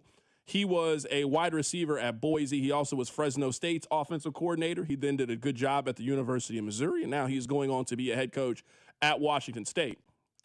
The other news is that Kyle Whittingham is stepping down as the head coach at Utah. He's been there for, I believe, 21 years. He took over after Urban Meyer was the head coach at Utah. He was 177-88. He's got them to some pretty important bowl games since he's been there. He is going to coach in the Las Vegas Bowl, but Kyle Whittingham is stepping down as the longtime Utah head coach. So a lot of coaching news in college football over the last 72 hours. This is the kind of coaching news that we're used to. We're used to offensive coordinator becomes a head coach, coach steps down. That's the kind of stuff that we're used to, not you went to your side piece's house with a butter knife saying that you were going to unalive yourself. That's not really the coaching news that we're used to.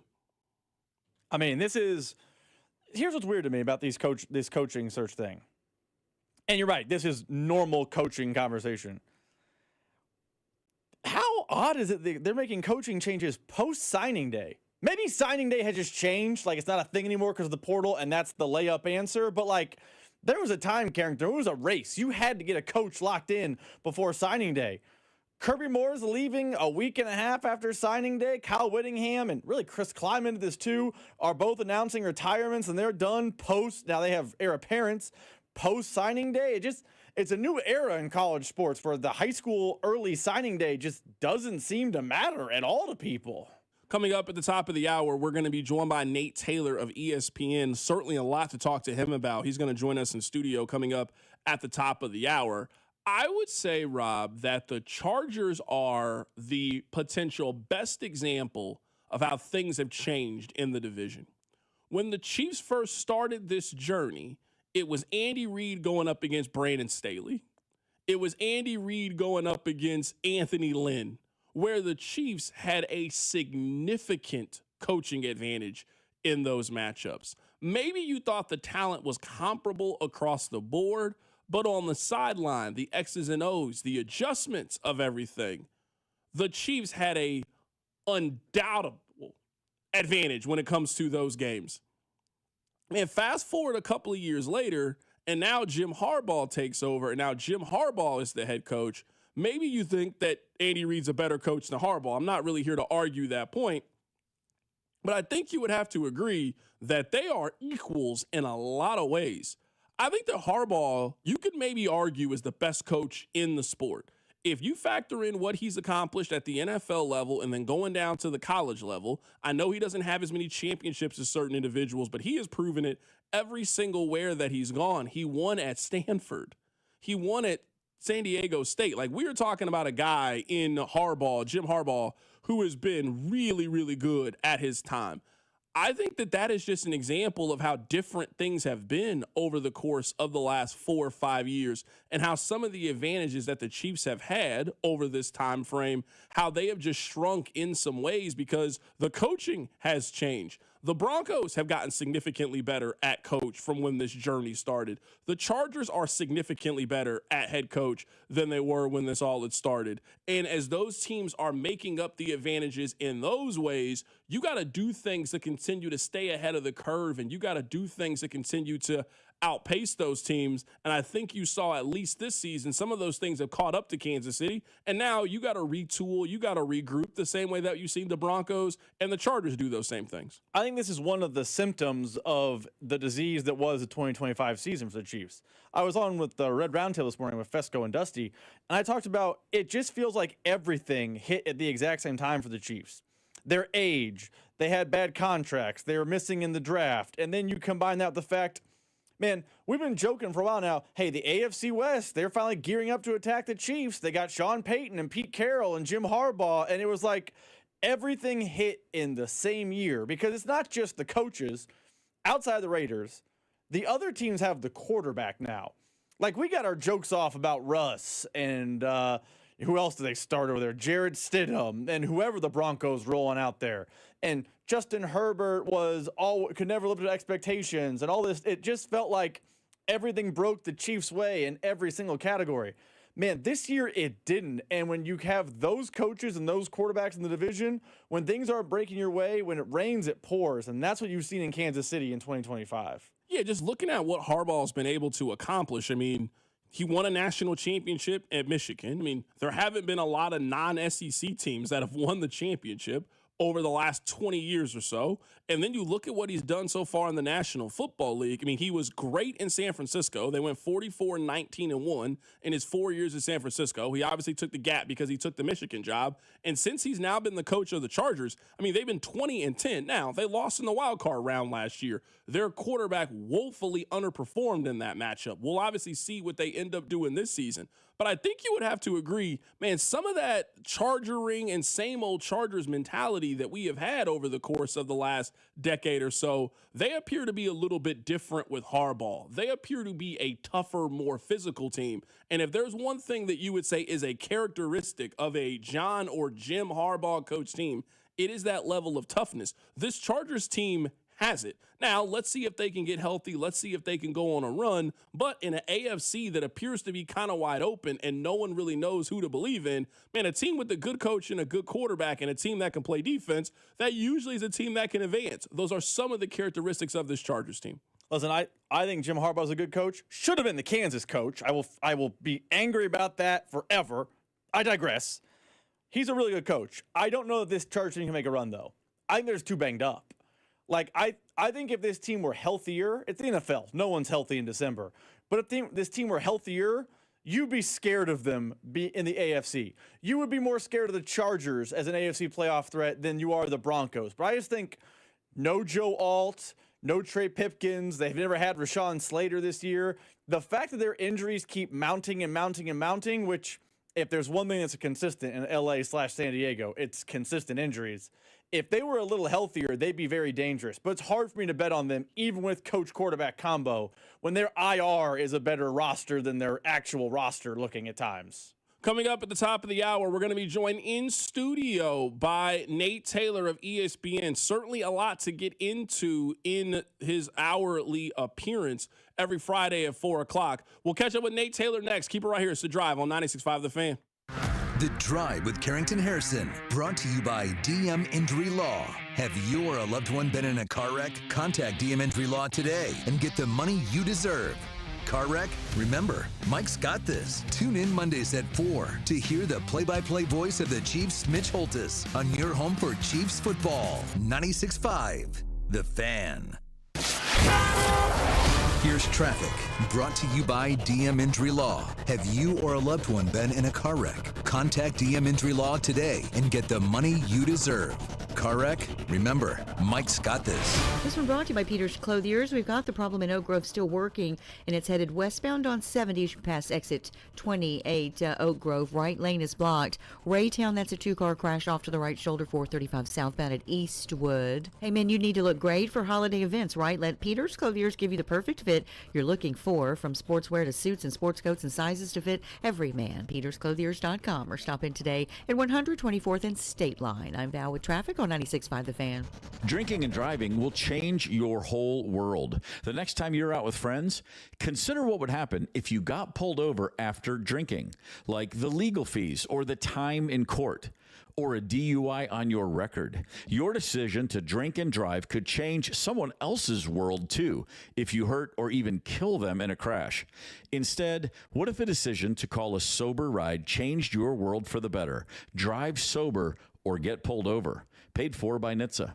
At Audion Hearing, our mission is simple: to make better hearing affordable for everyone. This Christmas holiday, enjoy exclusive savings on our high-quality rechargeable hearing aids. Clear, comfortable, and ready to use right out of the box. And here's a study worth hearing. Research shows that wearing hearing aids can reduce your risk of dementia by up to 61%. Join over 1 million happy customers and shop Christmas holiday deals before they're gone at audionhearing.com. That's AUDIEN hearing.com. FanDuel Friday is turning it up with NBA Happy Hour. Every Friday from 6 to 7:30 p.m. Eastern, FanDuel is dropping limited time specials to get you in the zone. Boosts, bonuses, surprises, all designed to bring that Friday energy. This isn't just another promo, it's your weekly pregame.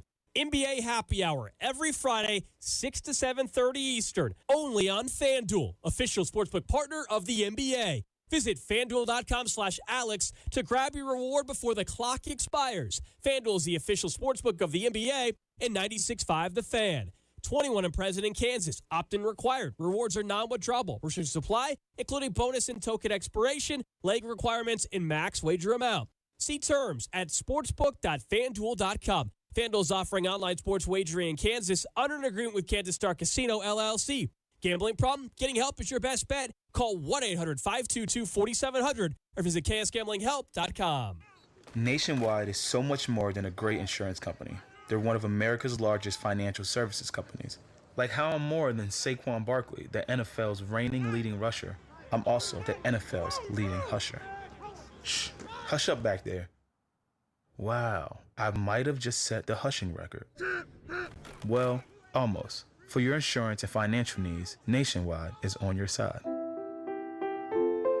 Nationwide Investment Services Corporation, member FINRA, Columbus, Ohio. My family and I love eating seafood. In fact, it's part of our meals at least 3 times a week. Whether it's salmon, shrimp, or something in between, we know we can count on Hy-Vee for the best when it comes to seafood. And right now, their annual seafood sale is happening. So stock your freezer with the best prices of the year on crab legs, lobster tail, jumbo shrimp, and scallops. Whether you're entertaining at home or want to bring something special to a holiday gathering, don't miss the huge annual crab and seafood sale going on now, only at Hy-Vee. Score big savings with Hy-Vee and the Kansas City Chiefs. Big points mean even bigger savings. Just shop Hy-Vee the day after a game and earn a fuel saver discount equal to the Chiefs' score and based on the amount you spend. If the Chiefs score 42 points, you save 42 cents a gallon with any $42 purchase. The more we score, the more you save. Win or lose, everyone scores the day after a Chiefs game only at Hy-Vee. Offer good in store and online. Some restrictions apply. See store for details. With the first pick in the McDonald's breakfast draft, I'm going with a tasty sausage, egg, and cheese McGriddle sandwich. Bold move, sweet, savory, totally stacked. But wait, that delicious sausage McMuffin with egg sandwich is still on the board. Lucky for me, McD lets you mix and match two for just $5. And right now, any size iced coffee is only $1.89. Breakfast at McDonald's. That's the real winning deal. Ba-da-ba-ba-ba. Prices and participation may vary. Cannot be combined with any other offer or combo meal. Single item at regular price. Need to sell your house in Kansas City but not sure what the best option is? Selling a home, especially when dealing with foreclosure, divorce, job relocation, or an inherited property, can feel overwhelming. That's why I don't just make offers. I help homeowners understand all their options so they can make the right choice with no pressure and no obligation. I'm Rex, a local homebuyer and resident right here in Kansas City. Whether you're looking for a fast cash sale or just want to explore your choices, I'll walk you through the pros and cons of selling to me or listing with an agent. If selling directly is your best move, I'll offer you a fair cash price and a closing timeline that fits your needs in as little as 7 days or on your schedule. No repairs, no commissions, no hidden fees. Just a transparent, hassle-free process so you know exactly what to expect. Let's talk. Call 816-330-6000 or visit rexbuyskc.com for a free, no-pressure consultation. Rex Buys KC, helping homeowners make informed decisions with confidence. Chiefs coverage brought to you by Andy's Frozen Custard. Visit eatandys.com to find the location nearest you. Top your day with a smile. Let me tell you about my good friend Andy from Andy's Frozen Custard. He's from Kansas City, never misses a game, and serves the world's finest frozen custard. Tailgate with a pick six, or grab a freshly made custom treat before or after a game. And tell him Mitch and Andy sent you. What's up, Kansas City? It's Nick Bolton. Tune in on game days to hear the play-by-play with Mitch, Danon, and Clean on your home for Chiefs football, 96.5 The Fan. KFNC FM and AM, HD1 and HD2 Kansas City, an Odyssey sports station. 4 o'clock on Friday can only mean one thing. From St. Joe to Sao Paulo to Santa Clara, he's there every step of the way. And nobody knows the Chiefs like Nate Taylor. They will move Joe Thuney to left tackle. Now of ESPN, join CDOT on your home for Chiefs football, 96.5 The Fan. All right, as we wait for Nate Taylor to pop in, I do want to give you guys this thought that was spawned from the open that you just said, talking about Joe Thuney playing left tackle. Rob, there are 4 players that, to me, have to play down the stretch. Issa Pole, you might have something. I don't know what you have, but you might have something at left or right tackle. You owe it to yourself to let Issa Pole play the remainder of the season at left tackle. That is a non-negotiable point to me. I know they got some injuries and all those things. I don't care. These next 4 games, he needs to be a starter at left tackle to see what you have in him. So that's number 1. I would say Noel Williams. There's no reason for Noel Williams to not be a part of their game plan in this final month of the season. So Issa Pole, Noel Williams, Brashard Smith. If the Chiefs are eliminated, there's no reason for Isaiah Pacheco to get another carry for the rest of the season for the Chiefs in their final 3 games or so. He is not a part of their plans for next year. He is not coming back for next season. Brashard Smith should get every single opportunity the rest of the way once they are eliminated. So Issa Pole needs to play left tackle the rest of the way. Brashard Smith needs to get every carry the rest of the way if they are eliminated. Noel Williams needs to play. The last one is, I saw that Hollywood Brown is not playing because of personal reasons. I have no clue what the personal reasons are. Jalen Royals needs to be active and needs to be on the field. What is he doing? Where is he at? Why is he not playing? Those are 4 players, Rob, that need to play the rest of the season. I know mathematically they're still in it, so I know the Chiefs are going to try and do their best to keep winning and doing all those things, and that's great. But the moment that they are mathematically eliminated, you need to start treating this the way college teams treat bowl games. And you're worried about getting young guys some experience for next season. That's how they need to handle this thing. We got Nate Taylor joining us in studio. Nate, how are you doing, my man? I'm doing fantastic. You make too much sense, good sir. Now, does this include that Patrick Mahomes shouldn't play the next 2-3 weeks whenever they are mathematically eliminated? Yeah, is that included in this? Yeah, I mean, if they're mathematically eliminated, I mean, I understand continuing to go forward as long as you mathematically have a chance. Correct. The moment they are mathematically eliminated, and someone says, Carrington, you're assuming they're going to be eliminated. I've been watching them play. They can be eliminated on Sunday, ladies and gentlemen. I don't think people realize that quite literally. Like there is a scenario where they could be eliminated from postseason contention by 3:30 on Sunday. That is definitely a thing that can happen, and I'll give you a minute, and then I'll go through the scenarios that we at ESPN have found to be the simplest version as to like what everything has to happen for them to be officially eliminated by Sunday. Yeah, someone says, C-Dot, how do you know that Pacheco isn't in their plans for next year? He is not. He doesn't need to be in their plans for next year. It's over. I mean, I don't think I'm breaking any news here, but I have not heard that he is involved in next year. He shouldn't be involved in next year's plan.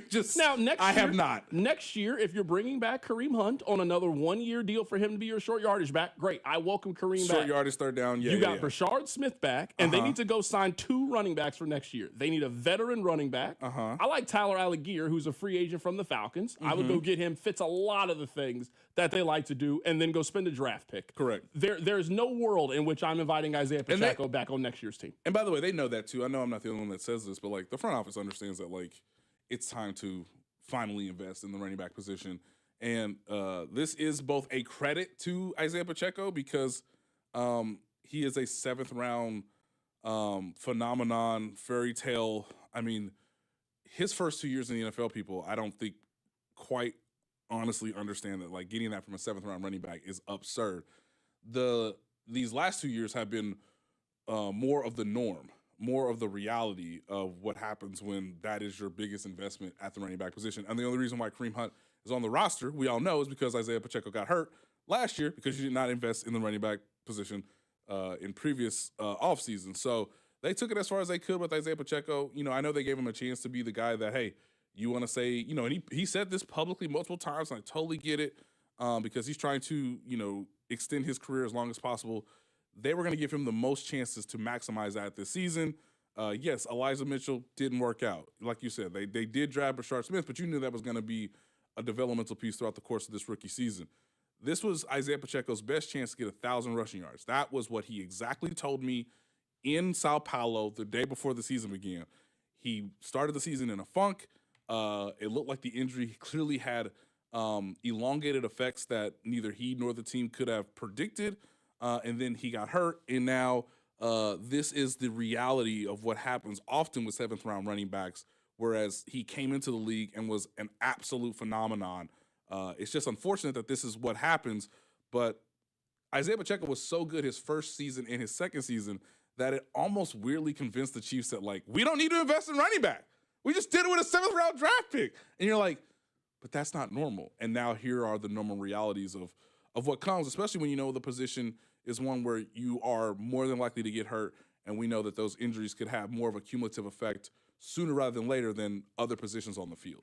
Rob has a theory. I don't know if you heard this theory or not. Now, you covered the NBA, and you certainly saw a lot of 3-2-1 Cancun energy covering the NBA. Oh, come on. Rob thinks there's a chance that the Chiefs have that on Sunday. It's cold. They're not making the playoffs. Wow. They get down early, and they roll over for the Chargers. Jeez, Rob. Do you agree with that? It doesn't sound like you agree. No, I mean... They roll over for the Eagles. No, I just, at home, ooh, that would be an indictment on everybody. I don't see it, quite honestly, because they know they still have a chance to get to the postseason, as slim as it is. Again, depending on what metric you look at, there's about a 10 to 12% chance they can make the postseason. Those odds would increase, of course, if they beat the Chargers on Sunday. We know Justin Herbert's dealing with an injury with the hand. It took 5 turnovers for the Chargers to win that game in overtime. They didn't even score 30 points. So this game should be relatively close. I hate to say it, ladies and gentlemen, but it'll be tough in the fourth quarter for your nails, for your heart rate, for all those things involved. I just imagine it's going to be another close game, but I don't see them rolling over because I don't know if the Chargers have the firepower to do that, honestly, on the offensive side of the ball. And unless there is a litany of turnovers or a litany of penalties or there's some mistake that we cannot foresee, I don't think there's a 3-2-1 Cancun energy because everyone's talked this week, whether it's Travis Kelce on his podcast. Obviously, we got Chris Jones yesterday. I know Patrick Mahomes was a little bit more reserved than we normally see him, but this is their last stand, and they're trying to mentally. I'm tired of hearing that. With the I know. I'm sorry. I'm not saying they can't win this game. I just feel like we've said that 4 times in 4 consecutive weeks. This is how I open the show.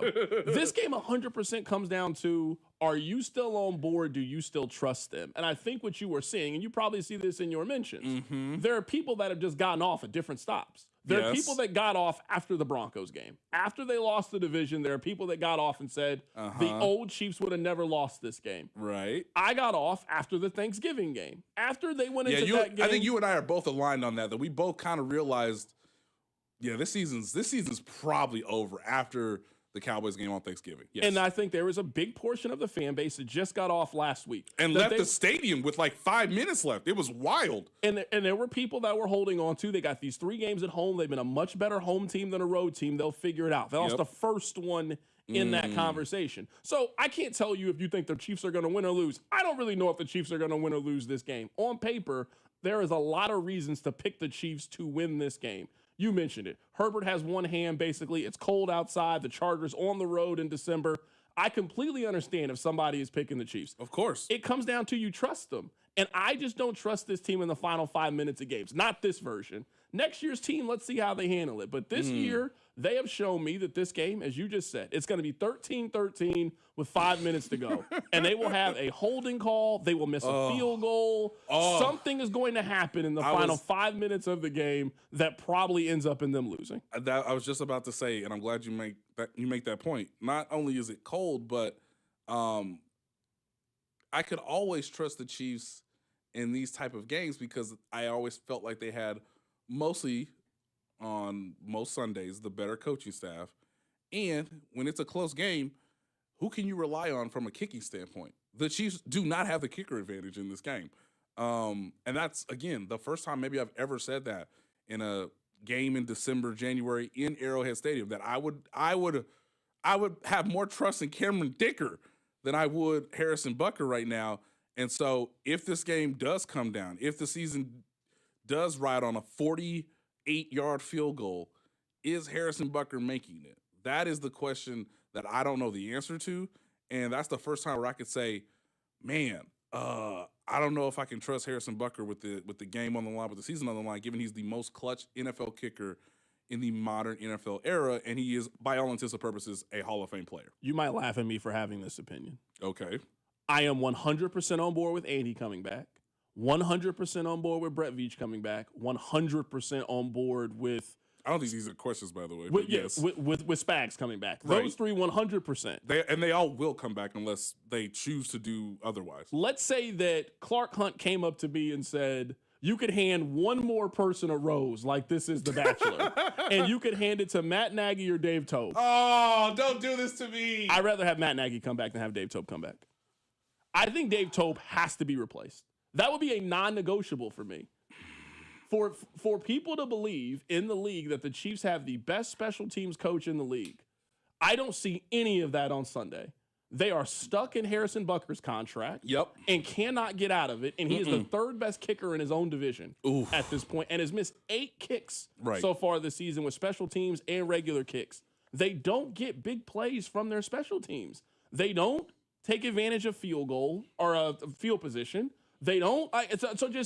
This team to me needs to find the 37-year-old special teams coach that can be a head coach in the NFL in 3 years. That guy exists. That guy pops up every time. They have to find that individual. Dave Tobe for me would be a non-negotiable. He cannot come back next year. Ben, you make a great argument. I can't necessarily disagree. And I guess really quickly, like I'm watching these games and I'm watching the Chargers. They have Ladd McConkey on kickoff duty. And I'm watching that we spend this time in Kansas City arguing about Nico Remigio and Marcus Kemp. Man, special teams has changed. This is a legitimate weapon that you can use to set your offense up and put the ball on the 42-yard line and make it so much easier for your offense. And the Chiefs special teams doesn't do that. Or it's a holding call that ends up taking a big play. I was just about to say that. Yeah, yes, off the board. I can't do it anymore with Dave Toub. I was just about to say, like, the sad thing is you have inarguably the greatest quarterback we've ever seen. Yet he is always almost at a high, ridiculous level, starting his drives from behind the 25-yard line. I cannot stress that enough, ladies and gentlemen, that the Chiefs start most of their drives not in favorable distances, even though Dave Toub was a part of the committee that was in favor of changing the kickoff rules, which again, and I think the reason why the league was so comfortable with it is, hey, we do need more returns. We don't need people tuning out the kickoff before drives. We want to have special teams play a factor in these games, and everybody loves more points. So, hey, if you kick that ball out of the end zone, it's going to the 35. No team in the league is kicking the ball in the end zone against the Chiefs because they know, hey, man, we want to make Patrick go 90 yards. We want to make him go 85 yards, 80 yards, like it's 1995 or something. It's too often where, and I'm going to say this was just this past Sunday. Drive, okay, how did you obtain the ball? We have all these stats. How did you attain the ball? Where did the drive begin, Carrington? Now, the Chiefs went on, a number of 8, 7, 12-play drives against the Houston Texans. Very good defense. We all know this. Drives began at the 25, 23, 35. Hallelujah. That was off of, the issues that happened early in the game. They had a drive start at the 3, the 4, the 22, the 8, the 30. I mean, come on. I mean, there's too much of this in their games. And when you're having your quarterback have to drive the length of the field just about every time, that is an indictment of the entire special teams unit because you're not winning the field position battle in a way that it's hitting yardage that eventually shows up as to why the Chiefs maybe are stuck in the mud in the red zone or why they can't get as many drives or possessions as they want because you're having to drive the length of the field, which takes more time off the clock. There's all these effects that sort of compound on one another. And yes, you're not getting the big play. And I love Nico Remigio. I would, in some ways, I wonder what Nico Remigio would look like with a different special teams coach, right, or coordinator, whatever you want to say. Harrison Butker changed his technique. It has not gone great. He sort of. I mean, Harrison Butker told us in training camp, I'm focusing more on accuracy this year than necessarily distance. Accuracy ain't too great this year because, as you mentioned, he's missed 8 kicks already. The only reason Harrison Butker is still on the team is his contract. If he was and because of what he's done in the past. I agree. But I'm saying is, let's say that Harrison Butker was making $2 million and there was a chance for them to potentially cut Harrison Butker or at a minimum bring somebody else in to challenge Harrison Butker, they would have done it. They would have done it.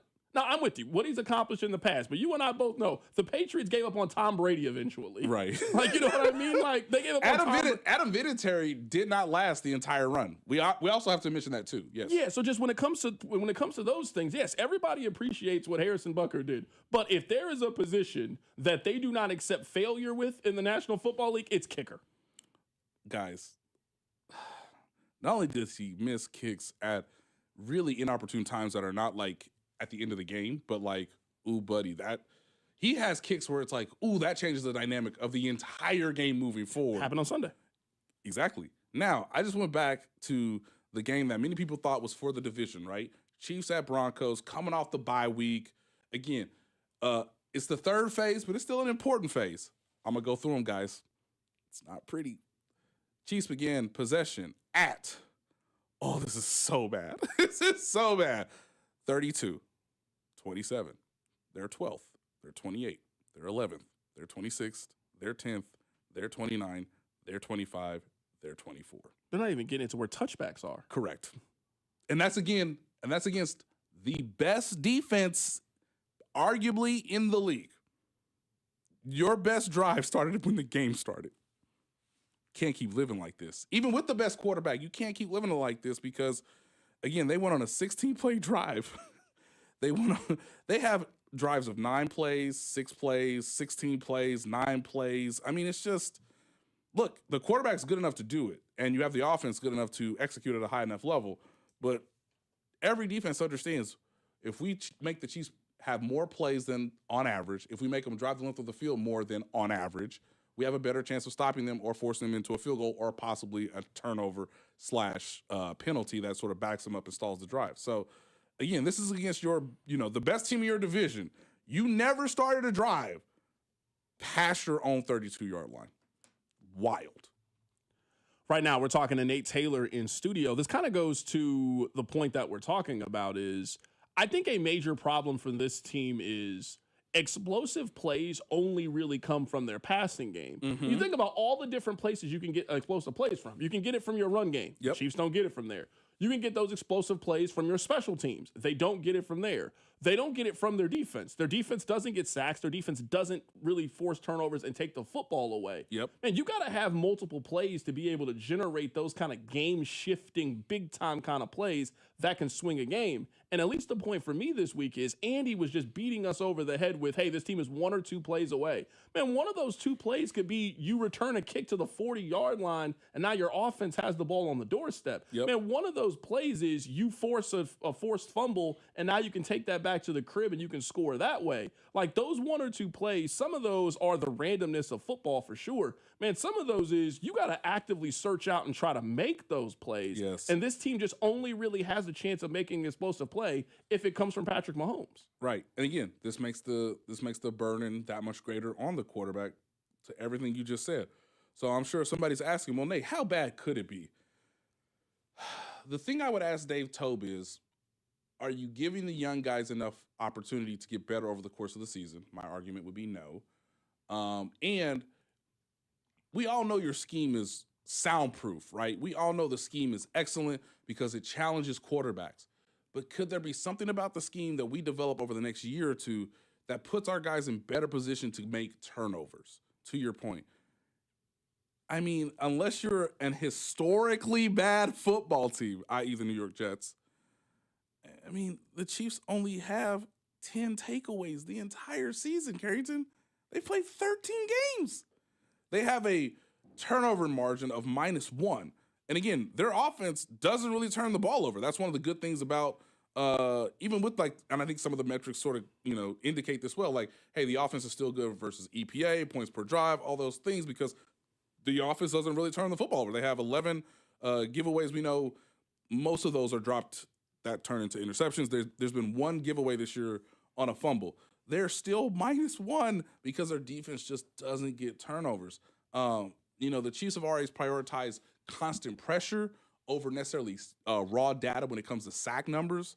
But hey, if you sack the quarterback more often, there is a chance for that opposing quarterback to put the ball on the ground. So for whatever reason, and I think this has been somewhat player-driven, but it honestly might be scheme-driven because the Chiefs have not been one of the best teams about taking the ball over the last 3 to 4 years, honestly. Like their best takeover year, I believe, in the Steve Spagnuolo era was the 2020 season, and a lot of that was due to Tyrann Mathieu because he was just amazing that year. Yeah, they had 22 takeaways in the 2020 season. They're down to 10 this year with only 4 games left to play. I don't know why, but if you're not getting anything from special teams and your defense is not helping your quarterback, now they help the quarterback with points per game and all that type of stuff, but having a turnover, as you said, could really change the seismic nature of the game, can really put you in an advantage to where hey, now instead of being up 3, we can go up 10. We can put more pressure on the other coaching staff, the other quarterback, the other players on our, from the opponent's standpoint. It is Patrick do God's work. And I'm dead serious, ladies and gentlemen. People do not realize that this man is doing essentially football miracles with Issa Pole as his left tackle, with Jalen Moore playing left and right tackle this year. Mike Caliendo, I thought there was a chance he could get better, kind of like what we saw with Andrew Wiley a couple years ago. That has not trended correctly. Teams have really found a way to get one-on-one matchups against Mike Caliendo in passing situations. And Mahomes still does something, above average, out of the ordinary. I know people say he didn't play well on Sunday. And I'm asking, what quarterback plays well on Sunday when their receivers drop all the balls that are important, that are at the important times in the second half, and his offensive line has 4 backups essentially in the game with Creed Humphrey, and give credit to Kenzie Suamataia, who's played really well. But we all know pressure up the middle is what causes Patrick to get a little bit frantic. It's not actually outside pressure. It's actually pressure through the interior. So, again, much of this season has come down to, hey, bro, you healthy? You good? Can you do the football equivalent of turning water into wine? And a lot of the times he's kind of done it in a way that's been really impressive.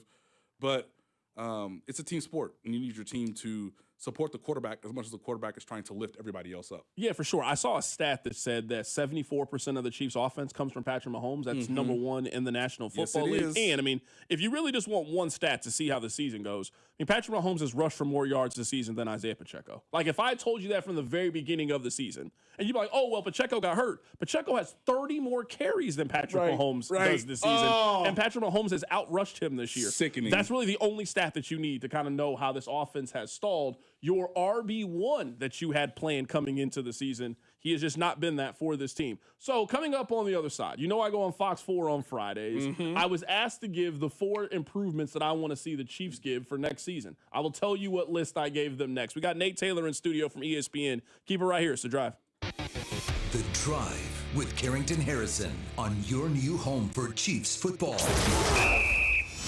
96.5, The Fan, brought to you by DM Injury Law. Have you or a loved one been in a car wreck? Contact DM Injury Law today and get the money you deserve. Car wreck? Remember, Mike's got this.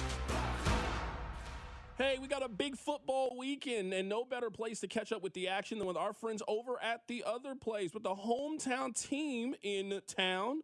Make sure you check out some of their game day specials. They got a 14-inch 2-topping pizza for $12, 8 wings in a basket of tots for $12, $4 domestic OP cups. And if you want that one-of-a-kind game day experience, if you want to be able to watch Kansas City and all the other games that are going on while having a great meal, while having some good drink specials, then go stop by and see our friends over at The Other Place.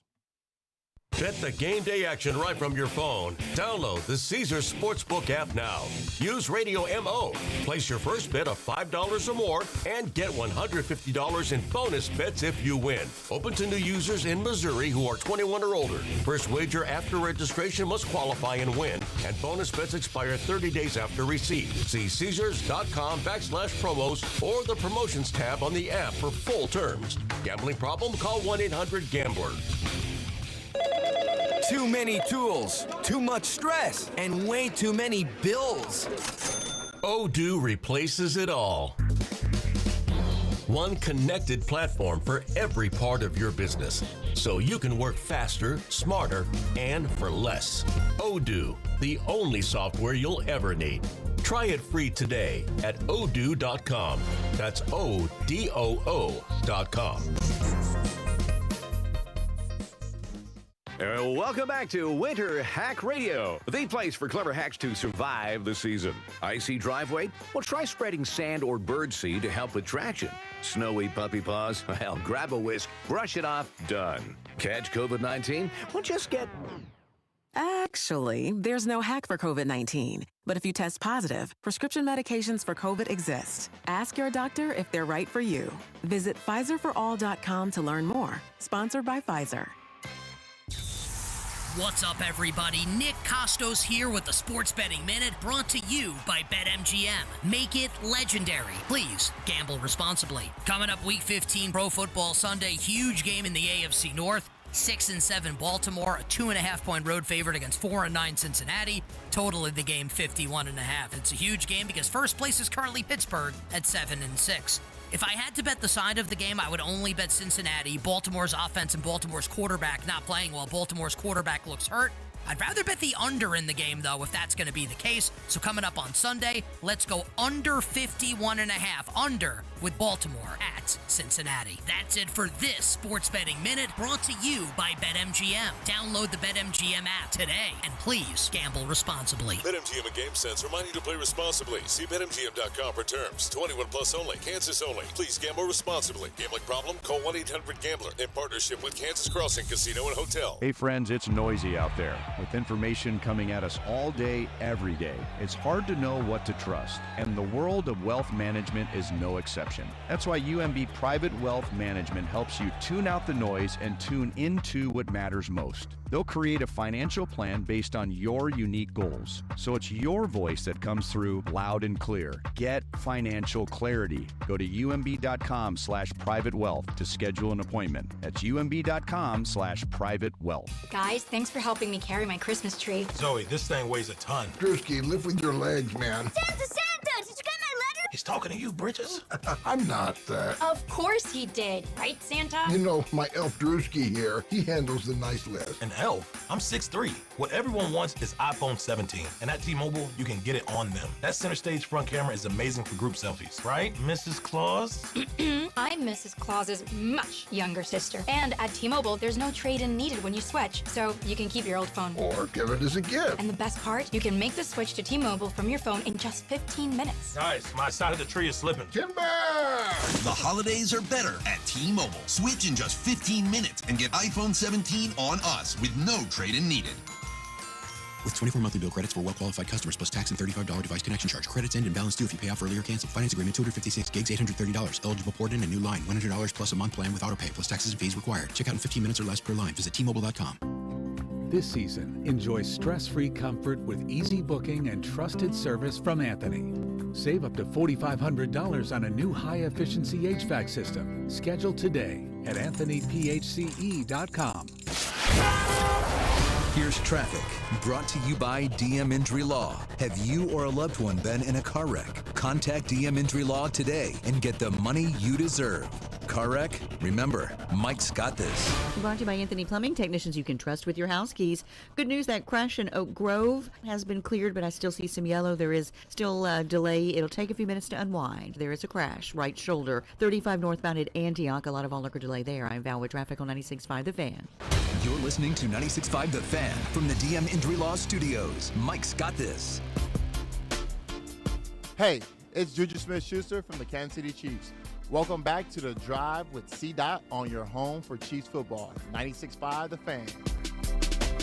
All right, Nate Taylor of ESPN. So I want to read to you the list that I gave Fox 4. So they sent me a text and said, hey, we're going to do a segment. These are the 4 things that you want to see the Chiefs change for next year. So I said, no problem. Number 1 on my list is I think they need to find their version of Danielle Hunter. They need to find their Frank Clark. There was a time where this defense needed that attitude, that kind of pass rusher. That dog. And I'm not saying you got to go find a guy to get 20 sacks. Right. But you need to find somebody who can get 10.5 sacks. And you put that person on the opposite side of Karlaftis and see the kind of pressure that it generates. And I think it's realistic to say, at least when it comes to Chris Jones, his big-time sack numbers are done. That's just not where he is anymore. Well, I think to your point, though, and again, it's the right call here. Because I've talked to my dad about this all season where it's just like he just keeps coming back to, man, they need another pass rusher. They need another pass rusher. And I'm like, I can't disagree with you. But if there was a more legitimate option, because I think what we have seen the last 2 years is if Chris got pressure, hopefully Karlaftis would be the one to clean it up, right? And if there's another person opposite of Karlaftis who's more productive, maybe that can free things up for Karlaftis and for Chris Jones. They banked on Minahu being good, and he wasn't. It's one of the saddest parts of the season because I honestly think Minahu was doing everything he can, but when you have that number of injuries, it's just that's exactly what I think it is. It's just unfortunate. I think what happens, and I think we all do this in sports. When a guy gets surgery, you just expect he's going to bounce back to the player he was before the surgery. Like, Minahu is not the same player since the knee injury. And I think they were counting on him kind of being that guy, and he just hasn't been that individual. So, to me, Dean, they need to find a Danielle Hunter type. The same way every year, there's a guy that you can get on a 1-year, $12, $13 million deal, the same way that Buffalo got Bosa this year. Right. That guy is available. It's not cheap, but you need to find that player in free agency. So that's number 1 on my list. They have to get a pass rush opposite of George Karlaftis. Number 2 on my list is they need a big body receiver. They need a 6'2". You want a Nico Collins? They need a 6'2", 215 beat man coverage kind of receiver. They just don't have that guy on their team right now. I saw someone make this analogy, and I can't remember who it was. They got a bunch of guards who can shoot. That's great. But you need a rim protector. You need guys that can rebound. You need guys that can guard the other team's best player. Right now, they got a bunch of speed, over the top kind of. They need somebody who on 3rd and 5 can run a crisp route, big body, make a contested catch in the middle of the field. That's just not what Rashee Rice is. And we have an archetype kind of for that. Most recently in 2022, this is after the Tyreek Hill trade, right? They made the acquisition of Marquez Valdes-Scantling so they would still have a speed element. But honestly, they had Juju Smith-Schuster in what we will now consider his last great year, where he was that big body receiver in the middle of the field who could work alongside Travis Kelce against zone coverage, but was still big enough to be a possession kind of receiver. At certain points in time against man coverage.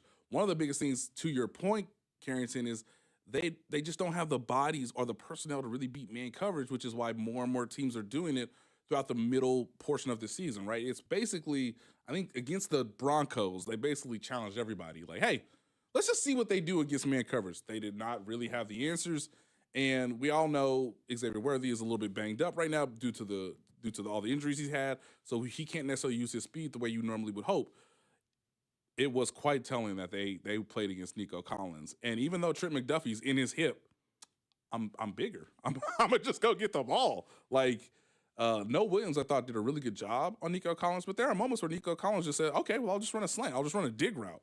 They don't have anybody who can say, okay, I'm going to just run a dig route 12, 15 yards downfield. I'm going to be open in the middle of the field.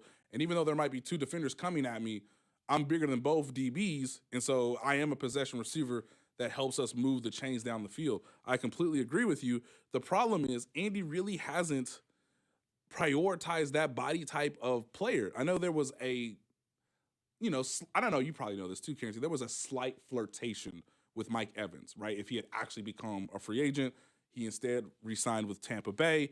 That is probably, to my understanding, the most they've actually flirted with someone who was veteran, who was a big body receiver.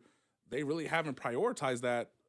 And, there's one reason why I guess Juju is still kind of on the team is he does give you your best possible solution at contested catches against man coverage, but he's not on the field a ton to give you that same level of production you're looking for. Yeah, this is a side point, but it goes with what you just said.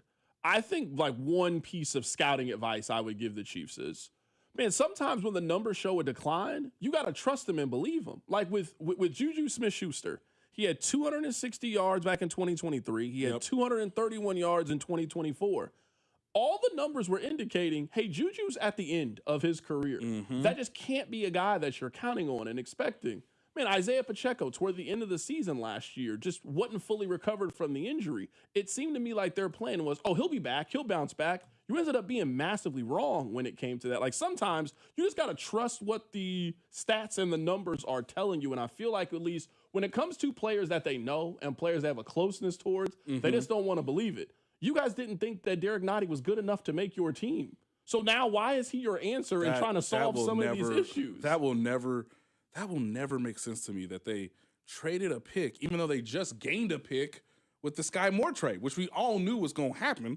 It's like, okay, Sky Moore had that punt return against Seattle, and it's like, hey, great job, young fella. We'll see if anybody snails, see if anybody gives you a chance to give you a second chapter. He's actually been a decent return man for the San Francisco. And that's kind of, you ain't the first one to say to me, hey, what the hell is happening with Sky Moore? It's like, well, Kyle Shanahan has a pretty good coaching staff.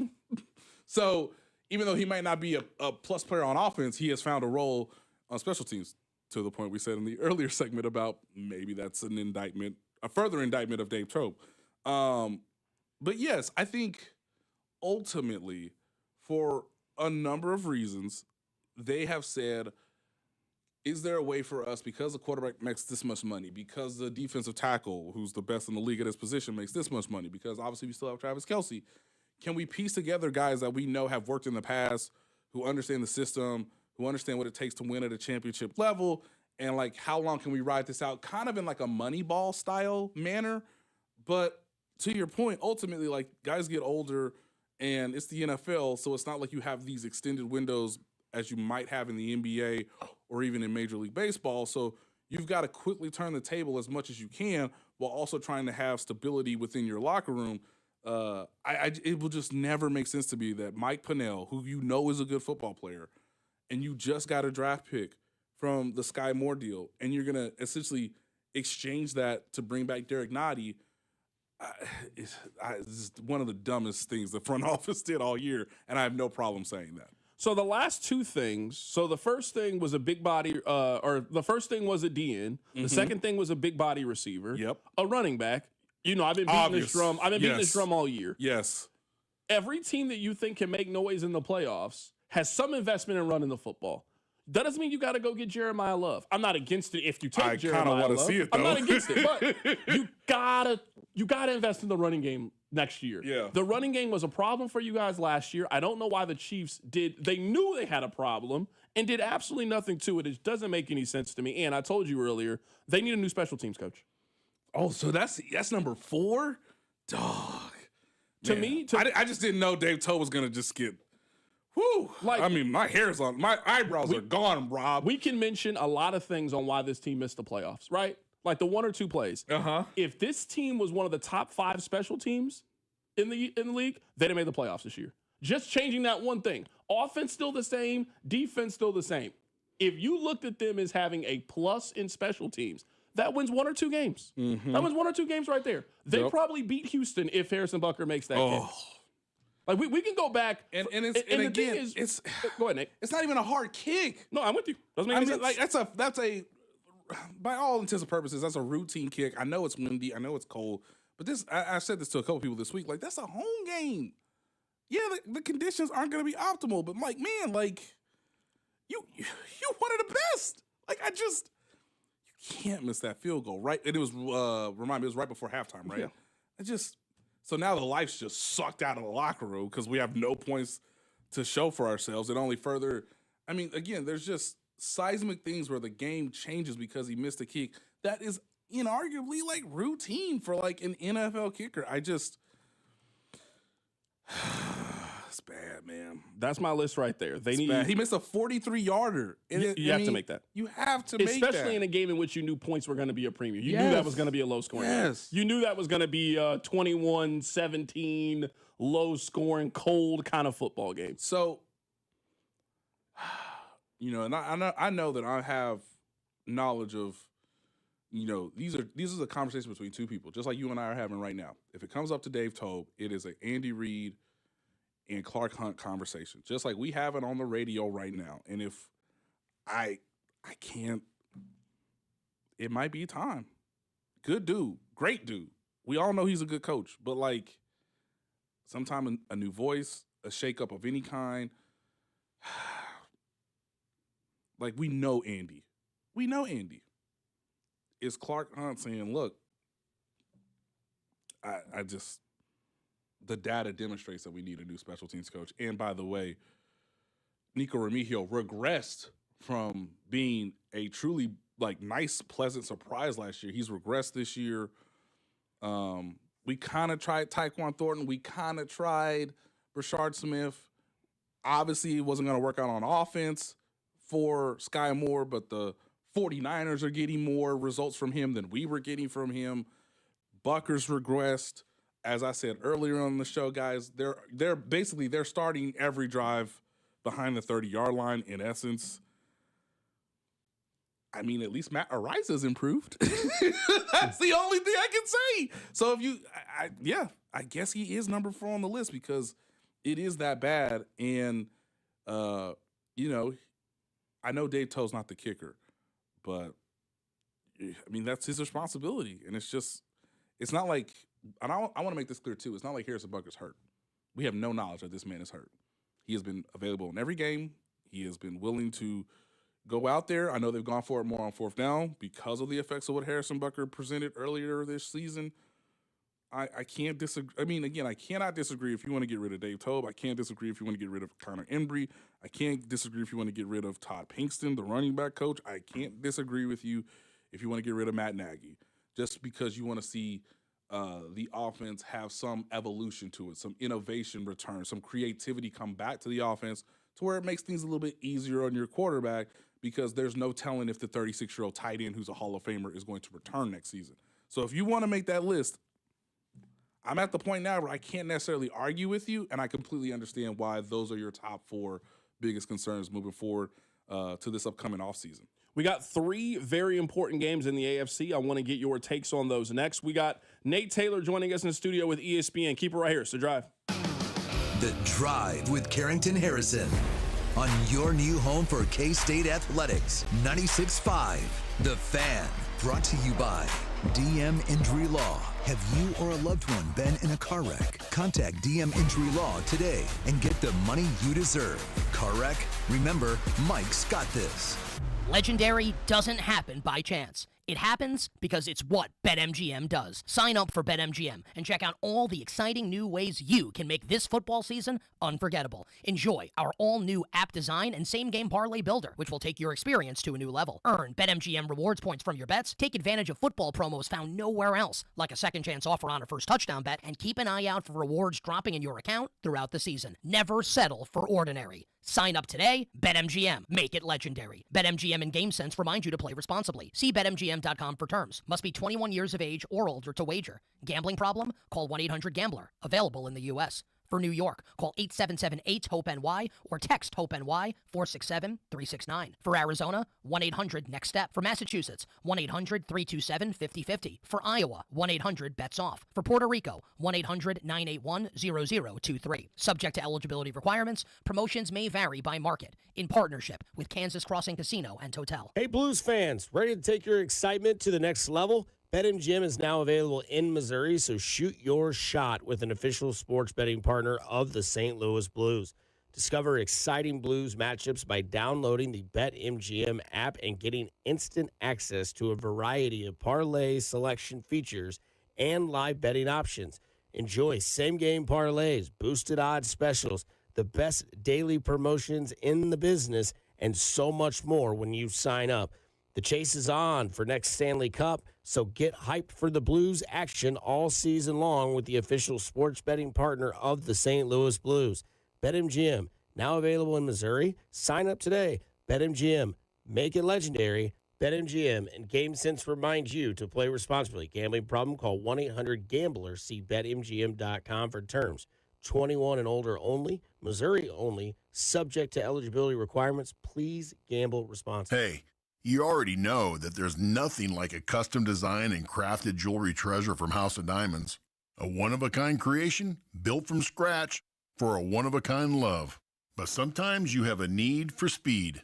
This is Gene at House of Diamonds. And just in case custom jewelry isn't in the cards, we have a case. Actually, we have 19 cases filled with some of the most beautiful handcrafted jewelry you'll ever see. Earrings, rings, bracelets, pearls, pendants, and fine gemstones.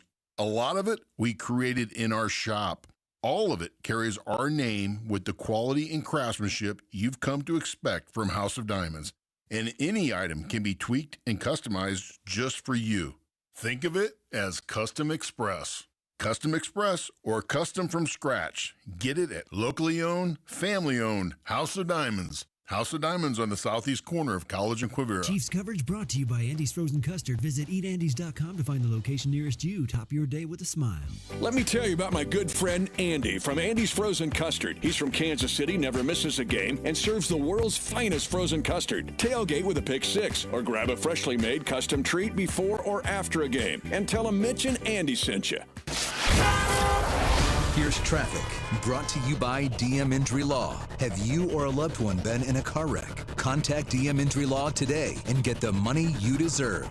Car wreck? Remember, Mike's got this. Raytown, we've got a stalled truck off to the right shoulder causing a lot of delay. 435 southbound as you approach Eastwood. Scoot to the left through here. A stall 435 eastbound just past 69. Scoot to the left. This wreck is off to the right shoulder, blocking part of the right lane. I'm Val with traffic on 96.5 The Fan. Hey, it's George Karlaftis from the Kansas City Chiefs. Welcome to The Drive with CDOT on your home for Chiefs football. 96.5 The Fan. We got Nate Taylor, ESPN, joining us in studio. All right, Nate. We got 3 important games in the AFC. Let's start with Bills and Patriots. I think the Pats win this game. I don't trust Buffalo on the road right now. I don't trust them on the road. Okay. Interesting. Well, if you're a Chiefs fan, you should want the Patriots to win this game. I know that might seem a little bit odd, but like the Bills winning does have some effect on the Chiefs' playoff odds improving or decreasing. Now I know it's still relatively like we're not in the final 2 weeks of the season. I get it, but like if Drake May balls out, just saying, this might be a train we can't stop, Carrington. We love the new dude. We love the new dude. Yeah. So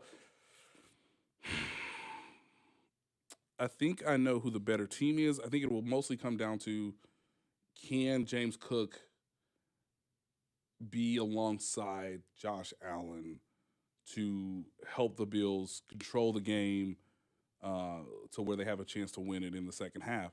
If James Cook is bottled up, then yeah, it puts all the pressure on Josh Allen. Now I don't know if the Patriots have as good of a defense, as the Houston Texans, but we saw when the Bills got down on the road, and I know it was a short week, it was Thursday night, but man, they got down. It sort of engaged those pass rushers for the Texans. James Cook was not involved, and then all of a sudden turnovers and sacks were just happening every other down. So there's obviously a model for the Patriots to go out here and win this game, and Chiefs fans should really be rooting that Drake May is the odds-on favorite to win the MVP on Monday morning. Packers and Broncos. Who do you like in that game? This the one, baby. I'm surprised that both New England and Denver are both home dogs in these games. I'm a little surprised. Micah Parsons is real, man. Micah Parsons is real. I'm so excited for this game because to me, it's a schematic question more than it even is the players on the field. How in the world can Sean Payton scheme this thing up for Bo Nix to live this game? To like not turn the ball over, to not feel as much pressure. We know the Broncos' running game has been in question since the injury to J.K. Dobbins, which puts more pressure on Bo Nix. That is not the world that Bo Nix needs to be living in, but that's just the reality. Man, if Micah Parsons has a game like he had on Thanksgiving, it took, this is a smaller version of what Mahomes is doing, but it is cool to see Caleb Williams be like, oh no, I can make like superhero throws. Oh yeah, I can do this. I can move around. It took him playing excellent to make that game close. Unfortunately, I think he made the wrong decision. He should have probably checked it down and ran for the first down instead of going for it all on that 4th and 1 in the red zone. But the Packers have the players to hold you down to what your normal average is on offense. And Bo Nix, I'm just saying, he might.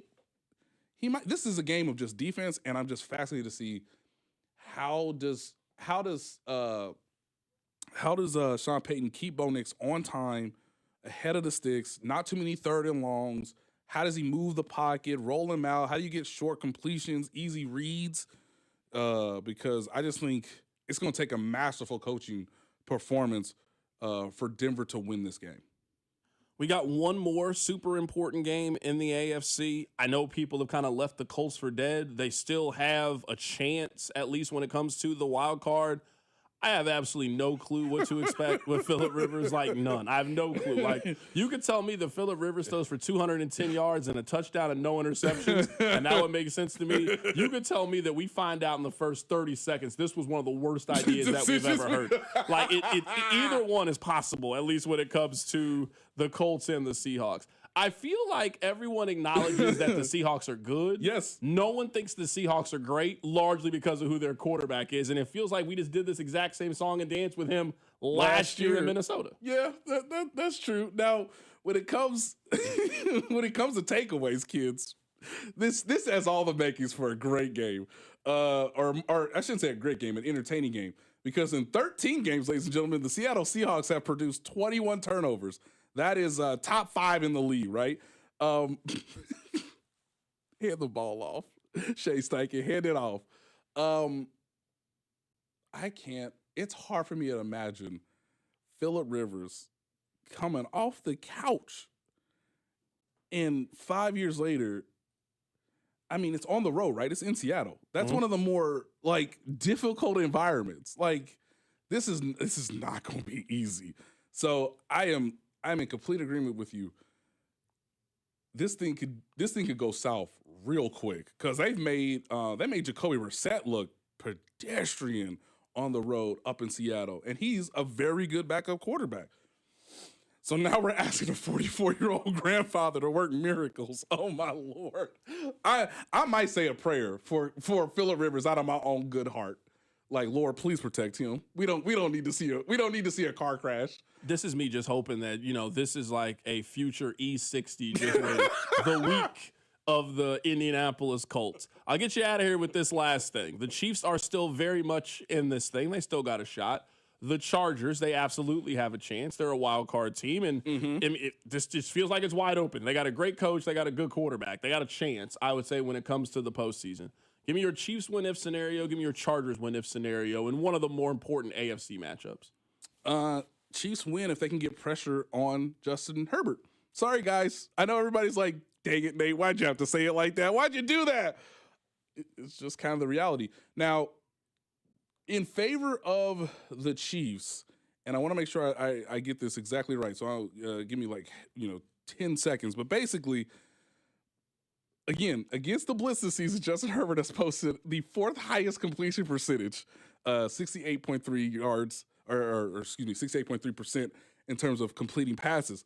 The issue is, of course, is that we all know the Chargers have a banged up offensive line similar to the Chiefs. They've had 15 different offensive line combinations this season for at least 10 snaps, Carrington. That is tied with the Vikings for the most in the NFL. Honestly, the Chargers have the most instability at offensive line, more so than the Chiefs in this game. If you can't get pressure on Justin Herbert, you have no shot. The Chargers win if they can get turnovers. What we have now realized is the Chiefs' offense, I think, for its own concerns with drops, with, again, as we said earlier this hour, having to go the length of the field, like 80, 90-yard drives, the Chiefs really can't overcome their own turnovers. And I hate to be like that sort of simple and distilled of like, it's a game of turnovers, like it is a game of runs in basketball, but it's the truth. Patrick can't throw that ball on the first snap of the fourth quarter where he just basically arm punts it to the other team. Possessions are going to be very valuable in this game. We all know this game is probably going to be close, perhaps low scoring, because both defenses are capable of making things challenging for each offense. The Chiefs just cannot have a 3-turnover game like last week. And as we saw from the Chargers standpoint on Monday Night Football, they needed all 5 of them turnovers, Carrington, to score 22 points. So don't make it easy on Justin Herbert by turning the ball over, giving him short fields himself. They had 5 turnovers and scored 22 points in a 5-quarter game.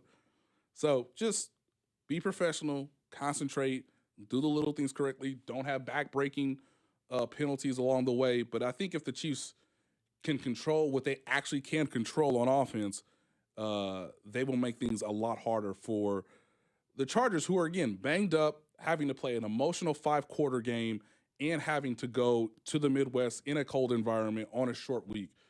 Most of the advantages entering Sunday are in the Chiefs' favor, but they need to make those actual advantages prove to be the case on the scoreboard. That is our guy, Nate Taylor, joining us in studio. He does fantastic work for ESPN. Coming up at the top of the hour, we'll get to Maikel Garcia, who signed a 5-year extension. We'll also get you ready for Sunday's matchup against the Chargers. Keep it right here. It's The Drive. The Drive with Carrington Harrison. Watch the show on YouTube by subscribing to the 965 YouTube channel. The Drive, brought to you by DM Entry Law. Have you or a loved one been in a car wreck?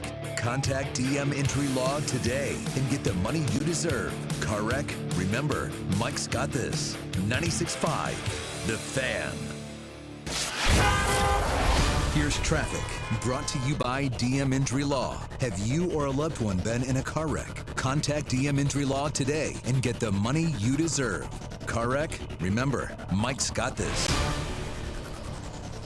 Okay, downtown KC, a lot of red. Big backup, 70 westbound at Paseo. That's a multi-car crash. Left lane is blocked. 70 eastbound just past Blue Ridge Cutoff. That's a stall that tried to make it off to the right shoulder. Looks like a big truck blocking part of the right lane. I'm Val with traffic on 96.5 The Fan. Hey, Missouri, if you haven't heard by now, good news. FanDuel Sportsbook is live in the Show Me State, and they're kicking things off with an offer that's tough to beat. Right now, new customers in Missouri can bet $5 and get $300 in bonus bets, win or lose.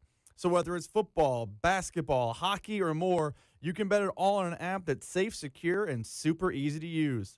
So download FanDuel today and head to FanDuel.com/Missouri and join the excitement.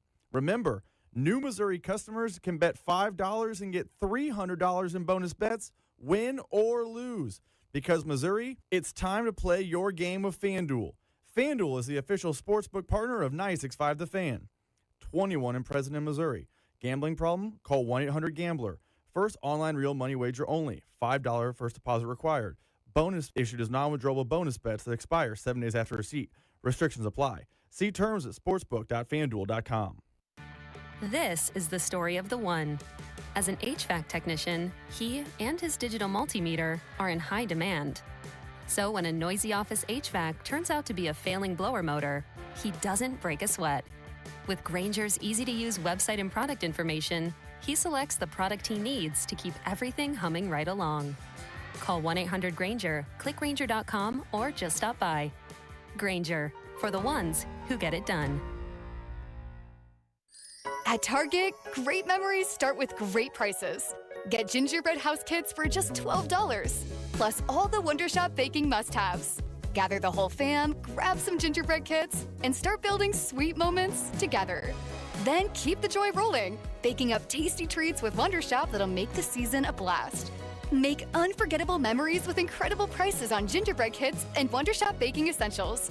And step into the holidays, only at Target. Restrictions apply. Legendary doesn't happen by chance. It happens because it's what BetMGM does. Sign up for BetMGM and check out all the exciting new ways you can make this football season unforgettable. Enjoy our all-new app design and same-game parlay builder, which will take your experience to a new level. Earn BetMGM rewards points from your bets, take advantage of football promos found nowhere else, like a second-chance offer on a first touchdown bet, and keep an eye out for rewards dropping in your account throughout the season. Never settle for ordinary. Sign up today. BetMGM. Make it legendary. BetMGM and GameSense remind you to play responsibly. See BetMGM.com for terms. Must be 21 years of age or older to wager. Gambling problem? Call 1-800-GAMBLER. Available in the U.S. For New York, call 877-8-HOPE-NY or text HOPE-NY 467-369. For Arizona, 1-800-NEXT-STEP. For Massachusetts, 1-800-327-5050. For Iowa, 1-800-BETS-OFF. For Puerto Rico, 1-800-981-0023. Subject to eligibility requirements,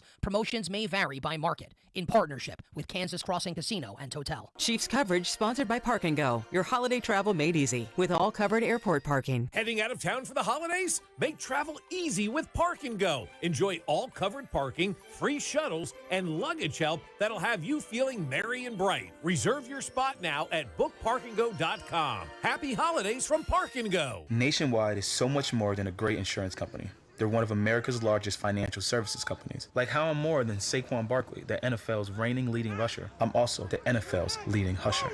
Hey, shh.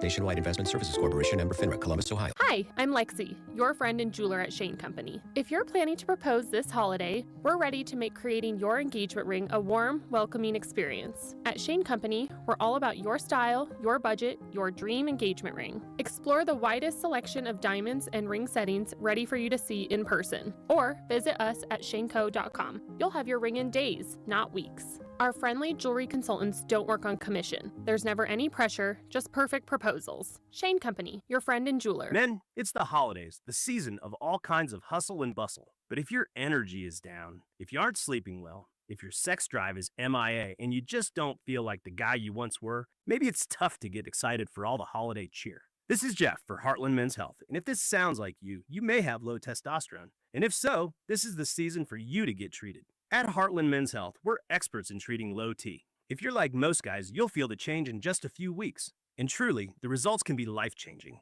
You'll have improved mental clarity, your energy will kick up, your workouts will be better, your sleep patterns will improve, and your sex drive will likely heat up as well. So call us, and don't go through another season with low T. Your initial visit is only $99 and includes blood work, a medical consult, and if you start on testosterone the day of your appointment, your visit is free. Call 844-447-6600 or go to heartlandmenshealth.com. That's heartlandmenshealth.com. We have 3 offices: Overland Park, Independence, and North Kansas City. Make sure to subscribe to our YouTube channel to watch all your favorite shows, shorts, and clips. This is your home for Kansas City sports. 96.5 The Fan, KFNZ FM and AM, HD1 and HD2 Kansas City, an Odyssey sports station.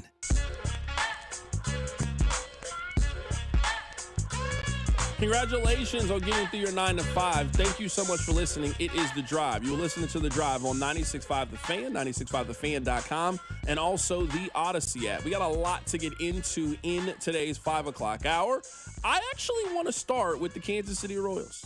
I understand that it is a Red Friday. I get it. But when you're 6-7, this game doesn't hold the importance that maybe it would have a month or 2 months ago. These are not two teams locked into a tight one competing for a wild card spot. Now, the Chiefs could still make the playoffs. They need a lot to break their way, but they are not mathematically eliminated. But when the Royals make a move that should have 100% approval, I think they deserve to be top billing. I think they deserve to be the top story. So if you missed it, the Royals have extended Maikel Garcia. He has signed a 5-year, $57.5 million deal with escalators that could get it into the mid-$80 million range. That is a really, really good contract. Again, this should be a deal that should have 100% approval rating. I think this, so does Josh Vernier. Yeah, it's a darn near no-brainer, so much as if Maikel Garcia would sit down and have this conversation. If he's willing to do it, if he's down with the financial security that the Royals can provide, the Royals should be happy to provide that financial security and also give themselves some cost certainty moving forward. But it eats up 1, maybe 2 years of his free agency, and much like we saw last year, similar to what we saw last year with Cole Reagans, you're going to reward someone that performs and outperforms their contract, that shows a willingness and a desire to wear that royal blue. Maikel has done that, obviously, this offseason, and his performance on the field in the past year and a half, I think, warrants this type of security. So, to me, much like the Cole Reagans deal, it's a no-brainer. And in Reagans, you don't eat up any of the free agent years like you do with Maikel, but Reagans also has a much different position, and when you're the pitcher, the concerns about the elbow are always going to be paramount. So that's why maybe you don't eat up the free agent years of Cole Reagans, but with Maikel, the guy's going to be, 30? Yeah. When he hits free agency, again, it's a no-brainer. So to give you some of the particulars, Maikel Garcia is currently 25 years old. He'll be 26 years old on March 3rd. So we're about 90 days away from him turning 26 years old. This buys out the rest of his 20s, and in terms of a contract status, he is guaranteed to be on the team based on this contract 1 year after he would have been a free agent because they bought out the rest of his arbitration. They gave him 1 year on the back half of free agency, and due to a club option, if they want to bring him back in what would have been the second year of him being a free agent, you also get that opportunity. This is a contract. It is impossible for this ever to be a negative for the Kansas City Royals. Even if he doesn't turn out to be exactly what you think he can be, he is a Gold Glove defensive player that can play multiple positions on the infield.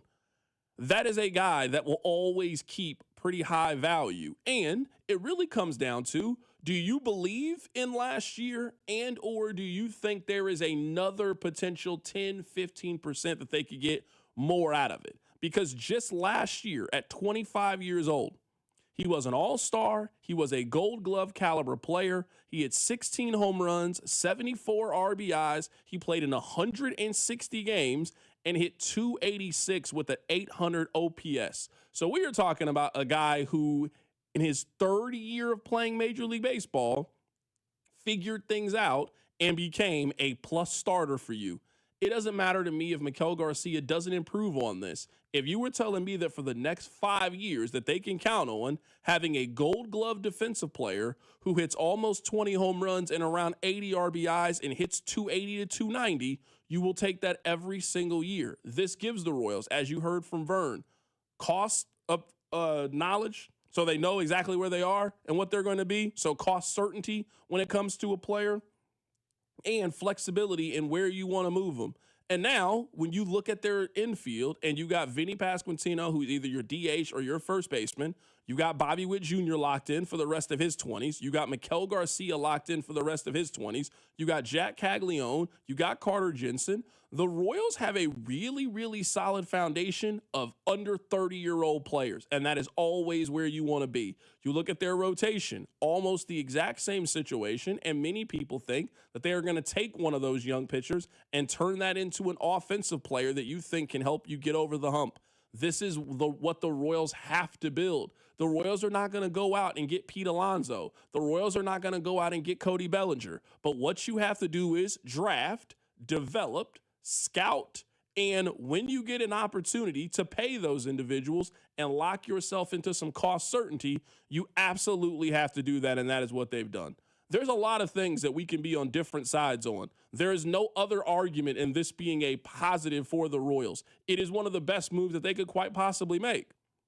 So you lock Maikel Garcia up into some guaranteed money. He can be a free agent again when he's 30 years old, so you can go get another contract. You now know what he costs. You can move him around the infield, a really good teammate who is coming off a career year. This is an absolute positive for the Kansas City Royals. I want to play this for you from Vern, and we'll get to the Chiefs here coming up momentarily. Vern was asked, what is he willing to trade for the Royals to potentially get that bat they need in the outfield? Here's what he said. This corner outfielder that's coming in, I need what? At least 3 years, right? At least. Yeah. Okay. Of cheap control, yeah.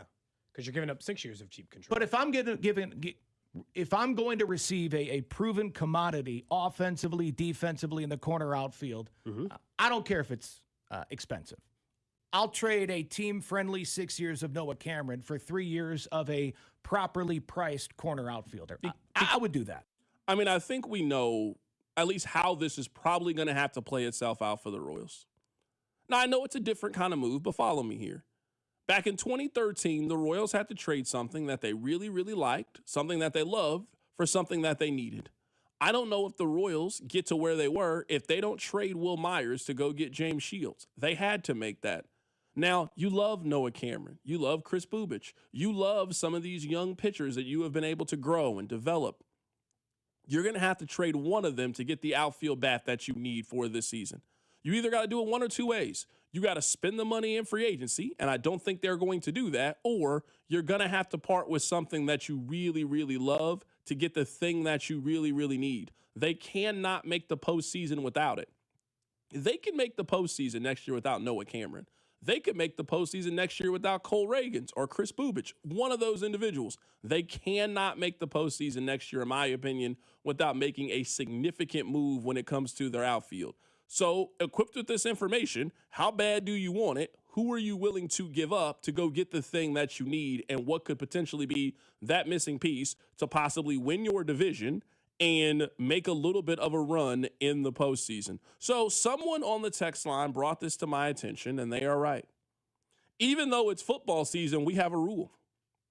If we talk about the Royals to kick things off at 2 or at 5, we have to do this. I don't think we have ever had a December. Hit it, Rob. We're where you want to be. Baseball with the Royals.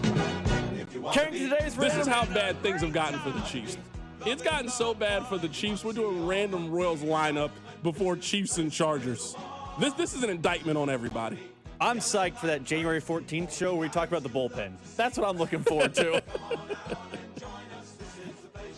I mean, we're not talking about the wild card round. I know that.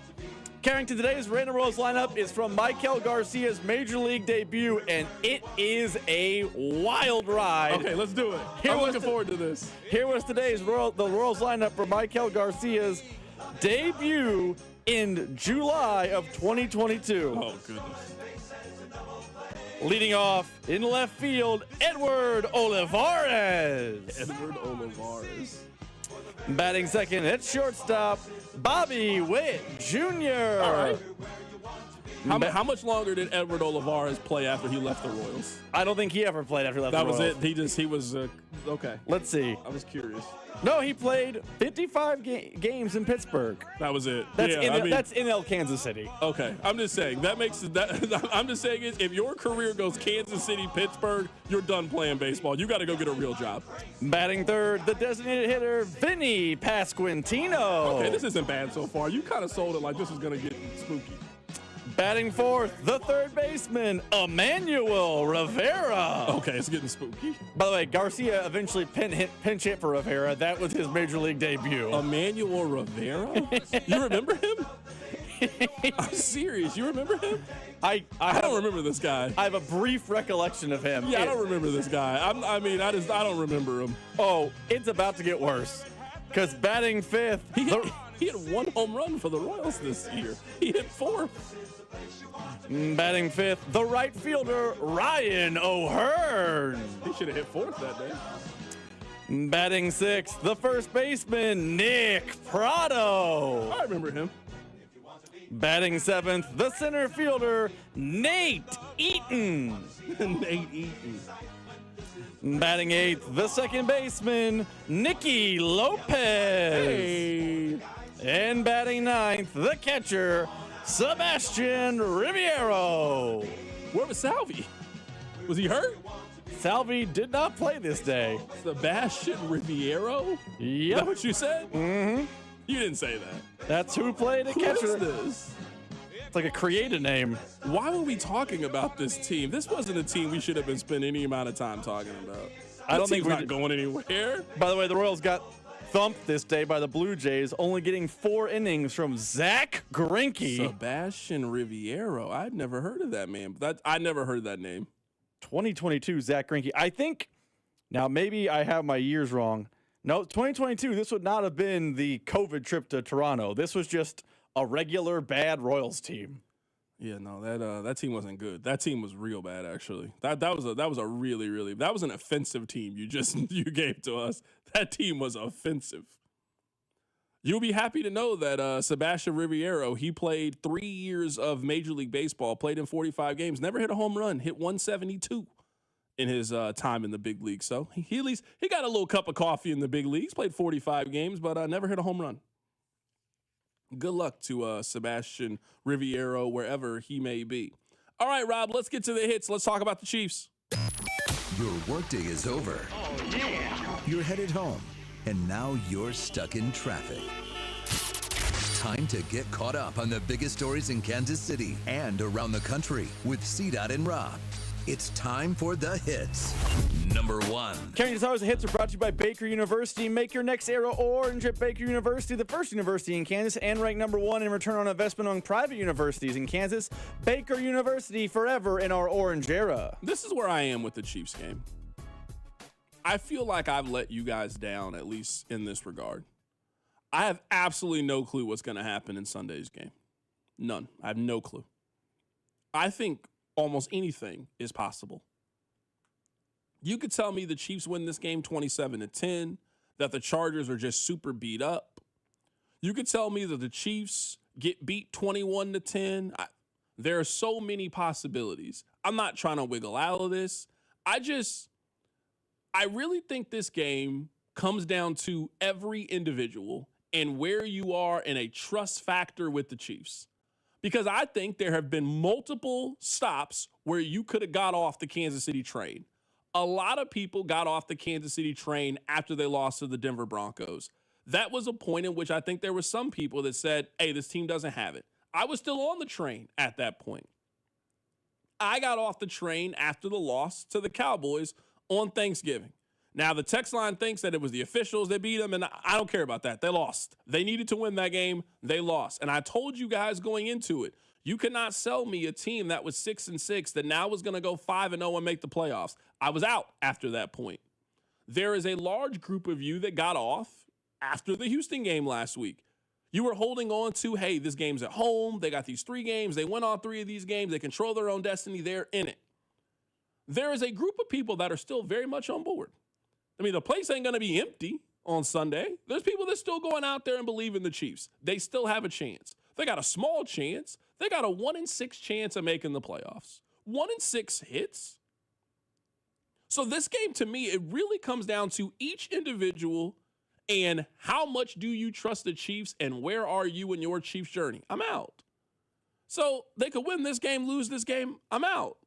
I don't think this is a consistent enough team to make the postseason. And maybe they don't get got this week, but they get got in one of their final 3 remaining games. That's what they've shown me so far this season, or something doesn't work out and they miss it.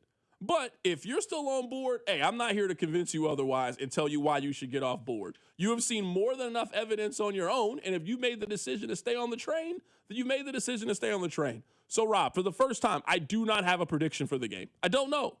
I can tell you that on paper, it makes a lot of sense why the Chiefs would win this game. I think the Chiefs have a lot of advantages in this game. But they've had these advantages, I feel like, for the last 6 weeks. And I've come on here and told you why I think the Chiefs are going to win or why I think the Chiefs are going to do this. And they don't ever do what I think they're going to do. So you're playing a team from a warm weather place. It's going to be 17 degrees outside. You would think that is an advantage for Kansas City. You were playing a team that played an overtime game on Monday Night Football that is now having to travel on a short week to that cold environment. You would think that is an advantage for Kansas City. Kansas City's quarterback is dealing with injuries, but so is the Chargers. Their quarterback has one arm. That is an advantage for Kansas City. There are a lot of advantages. There are a lot of boxes that I would check in regards to Kansas City. Probably more than I would check for Los Angeles. But you and I both know how this game is going to go. This game is going to be close in the final 5 minutes. I don't know how it'll be close. I don't know why it'll be close, but you and I both know it'll be close. And it comes down to, do you trust the Chiefs to make those 1 or 2 plays necessary to win this game? They haven't made those 1 or 2 plays in months. The Chiefs have 1 win since Halloween. 1. It's the middle of December. It's the middle of December. They won 1 game since Halloween. I don't trust them.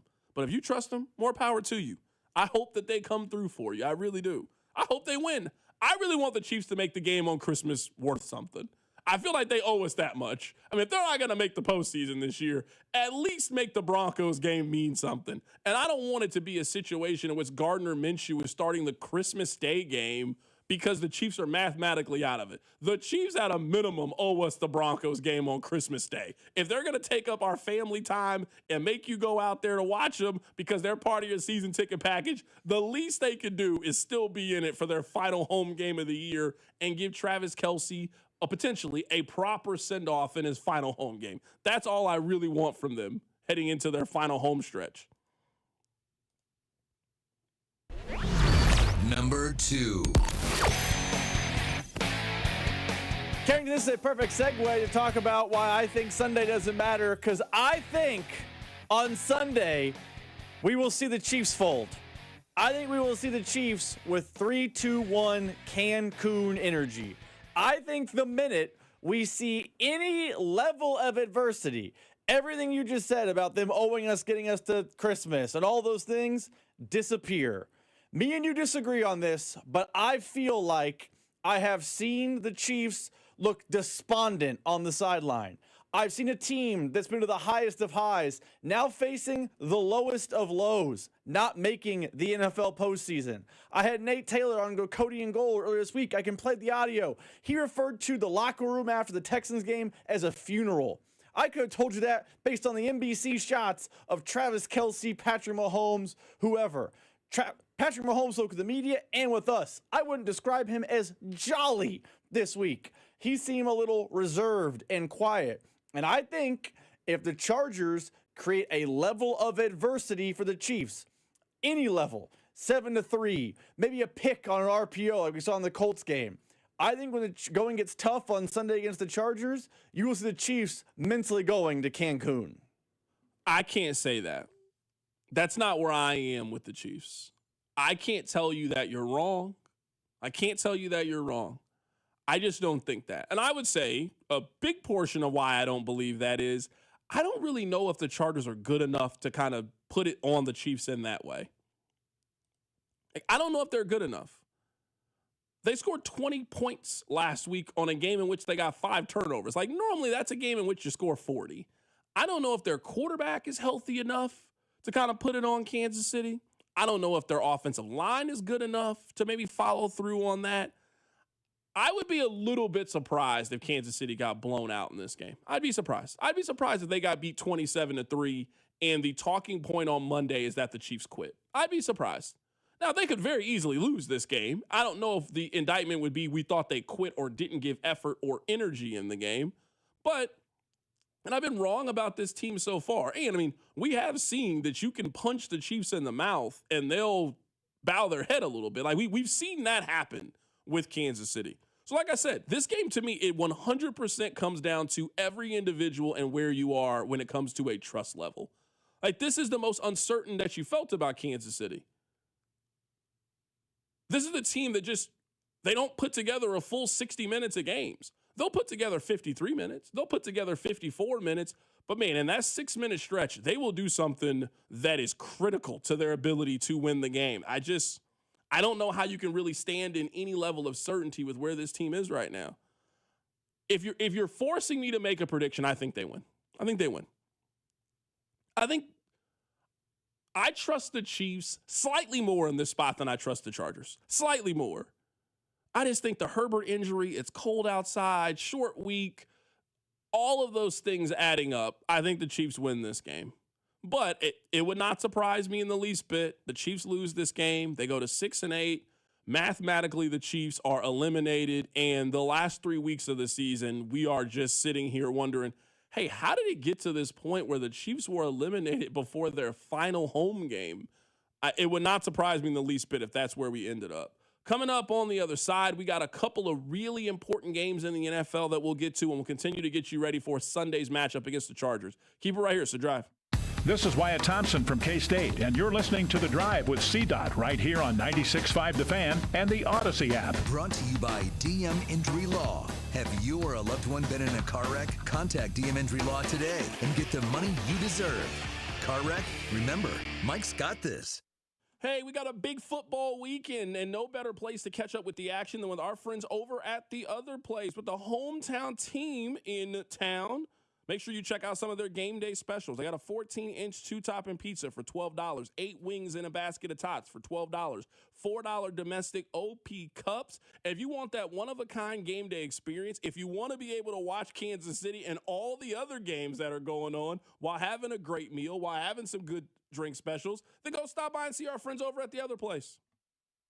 You know that Big Bargain detergent jug is 80% water, right? It doesn't clean as well. 80% water? I thought I was getting a better deal because it's so big. If you want a better clean, Tide Pods are only 12% water. The rest is pure, concentrated cleaning ingredients. Oh, let me make an announcement. Attention shoppers, if you want a real deal, try Tide Pods.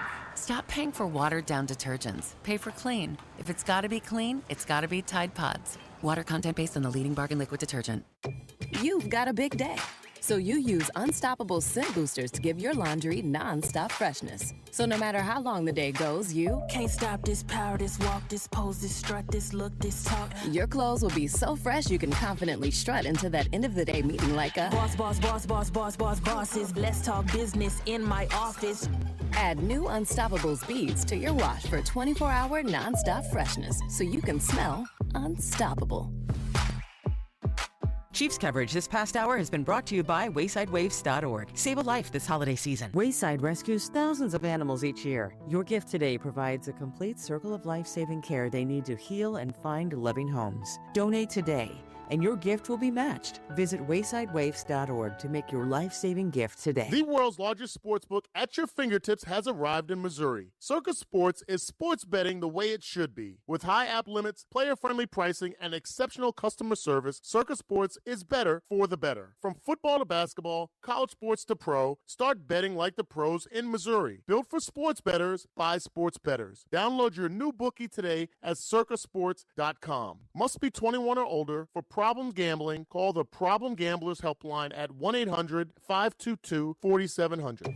You've got a big day, So you use unstoppable scent boosters to give your laundry non-stop freshness. So no matter how long the day goes, you can't stop this power, this walk, this pose, this strut, this look, this talk. Your clothes will be so fresh you can confidently strut into that end of the day meeting like a boss, boss, boss, boss, boss, boss, bosses. Let's talk business in my office. Add new Unstoppables beads to your wash for 24-hour non-stop freshness so you can smell unstoppable. FanDuel Friday is turning it up with NBA Happy Hour. Every Friday from 6 to 7:30 p.m. Eastern, FanDuel is dropping limited time specials to get you in the zone. Boosts, bonuses, surprises, all designed to bring that Friday energy. This isn't just another promo, it's your weekly pregame.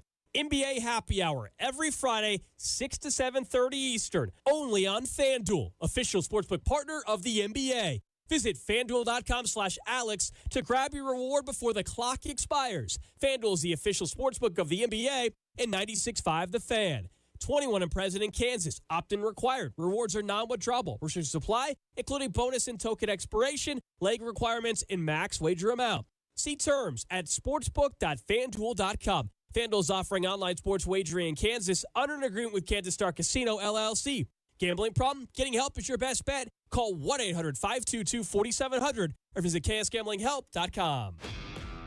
This is the story of the one. As the purchasing manager at a manufacturing plant, she knows the only thing more important than having the right safety gear is having it there when you need it. That's why she partners with Grainger for auto reordering, so her team members can count on her to have cut-resistant gloves on hand, and each shift can run safely and efficiently. Call 1-800-GRAINGER, click Grainger.com, or just stop by. Grainger, for the ones who get it done. My name is Whitney Allen. I am a widow. My husband Ryan died. We never thought in a million years we'd have to use life insurance. The unexpected happened. With Ethos, it is so fast and easy. It's 100% online. You can get a quote in seconds, apply in minutes, and get same-day coverage. No medical exams, and you can get up to $3 million worth of coverage through Ethos. Get your free quote at ethos.com/game. That's ETHOS.com/game. Time spent on application may vary. Online health questions required. Shawnee Mission Ford, on a mission to do more. Visit our inventory at ShawneeMissionFord.com. At Shawnee Mission Ford, you get it all. Pricing on a great selection of new Fords, plus a lifetime powertrain warranty, along with the 1-year Select Plus protection. From America, for America. Shawnee Mission Ford, on a mission to do more. Here's traffic, brought to you by DM Injury Law. Have you or a loved one been in a car wreck? Contact DM Injury Law today and get the money you deserve. Car wreck? Remember, Mike's got this.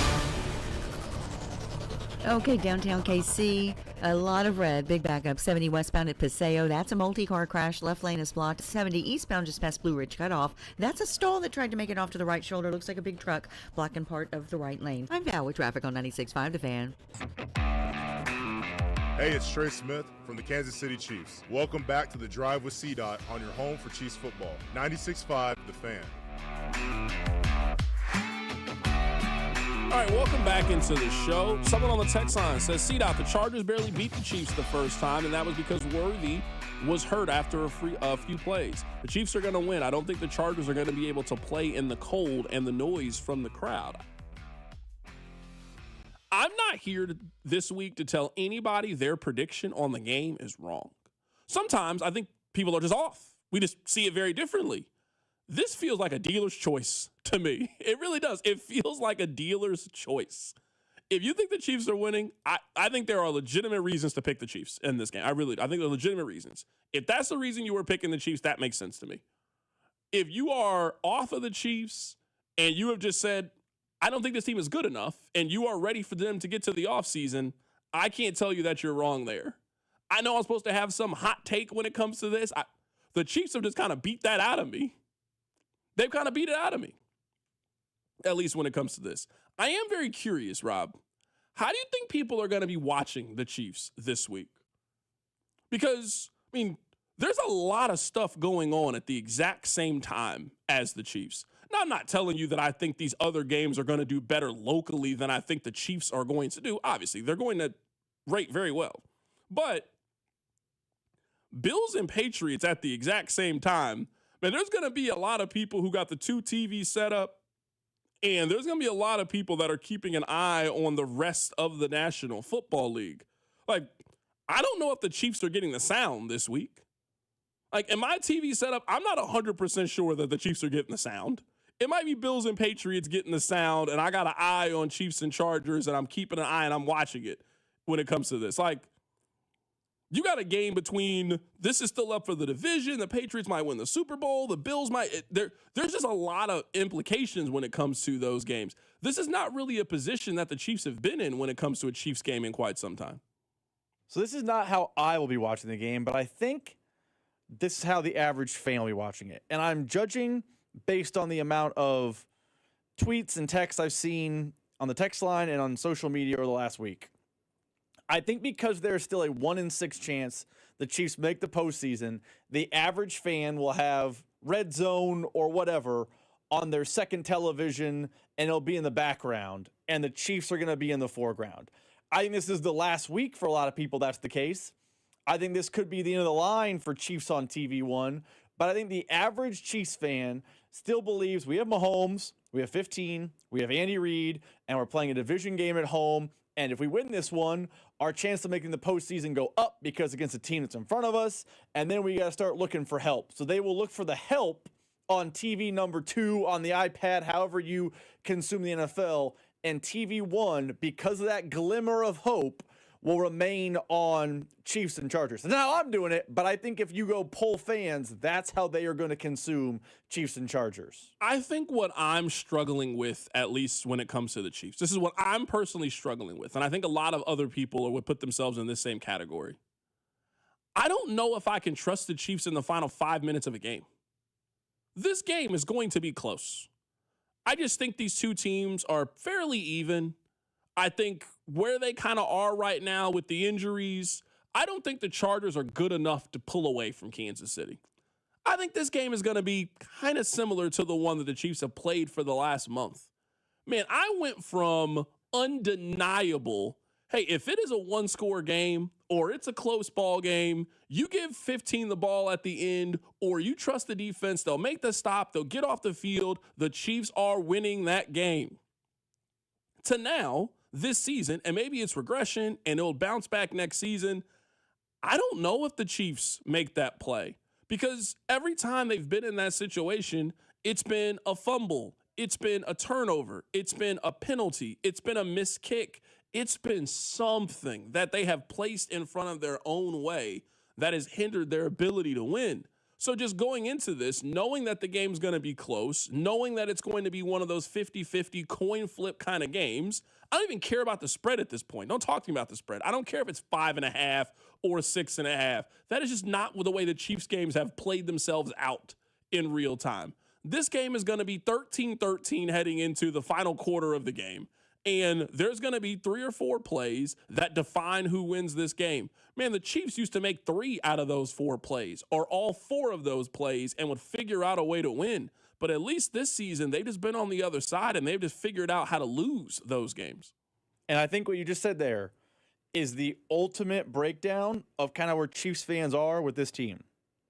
I don't want to speak for every fan. I'm not saying it's 100%, but there is a sect of the fan base that believes the entirety of the Andy Reid, Patrick Mahomes dynasty, the Chiefs make those plays. I mean, how many times have we come on here after games from 2019 to now and been like, the Chiefs just made more plays down the stretch. So I feel like there was a guy on their text line that said, I'm going to ride with them until I can't. Go Chiefs. Like, yeah, I understand why fans have seen 6, 7, 8 years of belief. They make these plays. They are the winners. But in 2025, outside of, I think, 2 games that I can think of, the Colts game and the Lions game, the Chiefs have made losing plays. They have made plays that have cost them the game. And whatever the situation, you were chewing on your fingernails in the final 2 minutes being like, uh-oh, which is not a situation Chiefs fans are in. So if you are a person that has an optimist and still believes the 1 in 6 chance, I don't think you're wrong, because the Chiefs have a huge track record, a massive pedigree of making those plays. But in 2025, they just aren't making those plays. So if this game is 17, we'll use last year's Chargers and Chiefs score. The Chiefs were down 17-16 with 2+ minutes to go last year, and they were driving. They eventually got the Matthew Wright doinked field goal to beat the Chargers. If the exact same scenario played out, the Chiefs get the ball, 2+ minutes to go, down by 1, all they need to do is get a field goal to win the game. I don't think Chiefs fans are overwhelmingly positive with, oh, this is a dub. Where in the past, it was just, we got this. It's a matter of the how. Let me ask you this question. Why not the Chargers? I only ask that question because if you go off, I think, what the conversation is about teams, no one seems to really believe in anybody. Like right now, if we open up the text line, hey, are you a Denver Broncos believer? I think the sentiment from the text line would be no. I think if you ask people, do you believe in New England? They're probably the team that people like the most, but we're also talking about Drake May, who has never been in a playoff game. Now he has to figure out a way to win 2, maybe 3 games and guide that team to the playoffs or Super Bowl. I would understand if that is the reason why you are out on New England. I'm not a believer in Jacksonville. People are not a believer in Pittsburgh. I see from the text line all the time that they don't like Buffalo's defense. Houston doesn't have a very good offense. Indianapolis doesn't have a starting quarterback right now at this point. I'm not telling you I'm picking the Chargers to go to the Super Bowl, but it feels like in a year in which nothing really makes sense, and I'm taught to believe in coach and quarterback, why are the Chargers not deemed to be a more viable team when it comes to the conversation on whether or not they could make a little bit of a run? I mean, the way things currently sit right now, they would play the Steelers in the first round as the 4-5 matchup. I would pick the Chargers to win that game, even though they haven't won a playoff game with Justin Herbert. And then, I mean, you would take your chances in a Chargers-Broncos game, 2 teams that know each other very well, playing each other for the 3rd time because they're in the division. I'm not here to sell you guys on the Chargers. You guys know I got to bet on the Patriots to win the AFC. So I'm certainly pulling for New England. But I hear why people don't like teams. Is there a reason why people could like the Los Angeles Chargers to potentially make a run in the AFC? I think that's a fine theory, and that's a good reason to like the Chargers. I would counter very simply, health. The Chargers are yet again in a situation where they're unhealthy. It's not the only reason, but if you head over to our friends at FanDuel, the line has now bumped up to 6. The Chiefs are a 6-point favorite at home on Sunday against the Chargers. Now, some of that's betting trends. They played on Monday night. They played in overtime, short week, travel, west to east. I get that. The betting line is not just the one thing. But I'll tell you this. One of the reasons why the Chiefs are 6-point favorites over the Los Angeles Chargers is their offensive line is not Joe Alt. It's not Rashawn Slater. It might not even be Trey Pipkins, who's the backup. It might be me, you, and Bink. It's a bad offensive line. Now, a bad offensive line just took care of business with the Texans in the Chiefs game, so it's not impossible to believe. But I think the health of the Chargers is why people are selling Charger stock. Yeah, text line 913-586-7965. Oh, no, is this a return of Chargers diet? No, I think the Patriots are going to the Super Bowl. My point more than anything is I just feel like at this time, everybody can tell me why they don't like somebody in the AFC. Well, then who do you like? Like, you don't like anybody in the AFC? Nobody's going to the Super Bowl out of the AFC? I mean, somebody has to win the playoff. Like, they're going to have an AFC playoff. So I'm looking at it. Man, I think you can make a case for like 5 of these teams. Denver can make a run. The Patriots can make a run. I mean, I don't love Jacksonville, but if you're 9-4 and they just seem to keep figuring it out I mean, Jacksonville is 6-2 against the AFC. You got to feel like they got a shot. The Chargers got a shot. Buffalo, Houston, like it just feels like one of those years. Like you're telling me the Chargers have no chance of going on the road and beating the Broncos in the second game of the playoffs and finding themselves in the AFC Championship game? It just, nothing about this year has made sense. So why not just go all in? Somebody who hasn't made a run is making a run this year. So whether it's the Chargers, Trevor Lawrence, CJ Stroud, somebody who has never played in the AFC Championship game is just going to find themselves in that matchup. That's just the way that this year has really turned itself out. Coming up on the other side, we'll get to the key matchups this weekend. Keep it right here, so drive. The Drive with Carrington Harrison, a show that prides itself on getting it right. I don't know what I'm talking about. Brought to you by DM Injury Law. Have you or a loved one been in a car wreck? Contact DM Injury Law today and get the money you deserve. Car wreck? Remember, Mike's got this. 96.5, The Fan. Hey, Missouri, if you haven't heard by now, Good news! FanDuel Sportsbook is live in the Show Me State, and they're kicking things off with an offer that's tough to beat. Right now, new customers in Missouri can bet $5 and get $300 in bonus bets, win or lose. So whether it's football, basketball, hockey, or more, you can bet it all on an app that's safe, secure, and super easy to use. So download FanDuel today and head to FanDuel.com/Missouri and join the excitement. Remember, new Missouri customers can bet $5 and get $300 in bonus bets, win or lose. Because Missouri, it's time to play your game with FanDuel. FanDuel is the official sportsbook partner of 96.5 The Fan. 21 and present in Missouri. Gambling problem? Call 1-800-GAMBLER. First online real money wager only. $5 first deposit required. Bonus issued as non-withdrawable bonus bets that expire 7 days after receipt.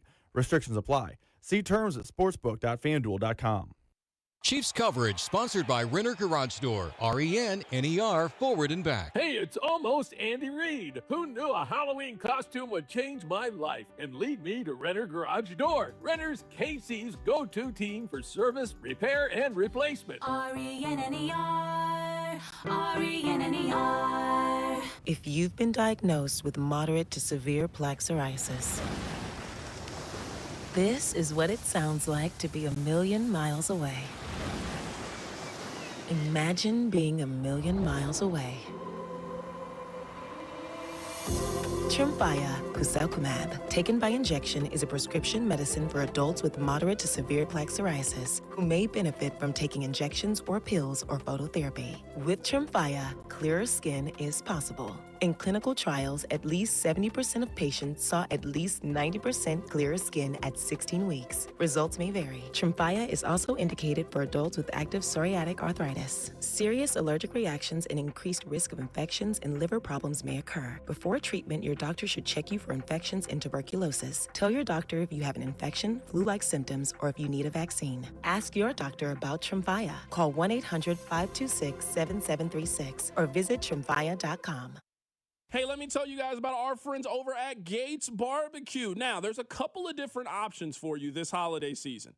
I want you to include Gates in whatever your holiday plans are. So whether that's picking up a gift card, maybe you're getting one for yourself, maybe you're getting one for a loved one so they don't got to worry about lunch, they don't got to worry about dinner, just walk in and it's taken care of. You also can get one of those great gift packs. I mean, can you think of a better stocking stuffer idea than some Gates barbecue sauce or some of that classic Gates seasoning? I've been telling you guys about this season. They got multiple flavors. They got the extra hot, they got the original, they got the sweet and mild, and they got the Gates salad seasoning that you can use with your green beans, your vegetables, and most importantly, your eggs. You gotta season your eggs. And as you're gonna be doing a lot of cooking around the holidays, as you got your holiday parties or people coming over for the holidays, you're gonna want to use the Gates sauces and the Gates seasoning and whatever you are making. So it's Carrington Harrison from The Drive here telling you to include Gates barbecue in whatever your holiday plans are.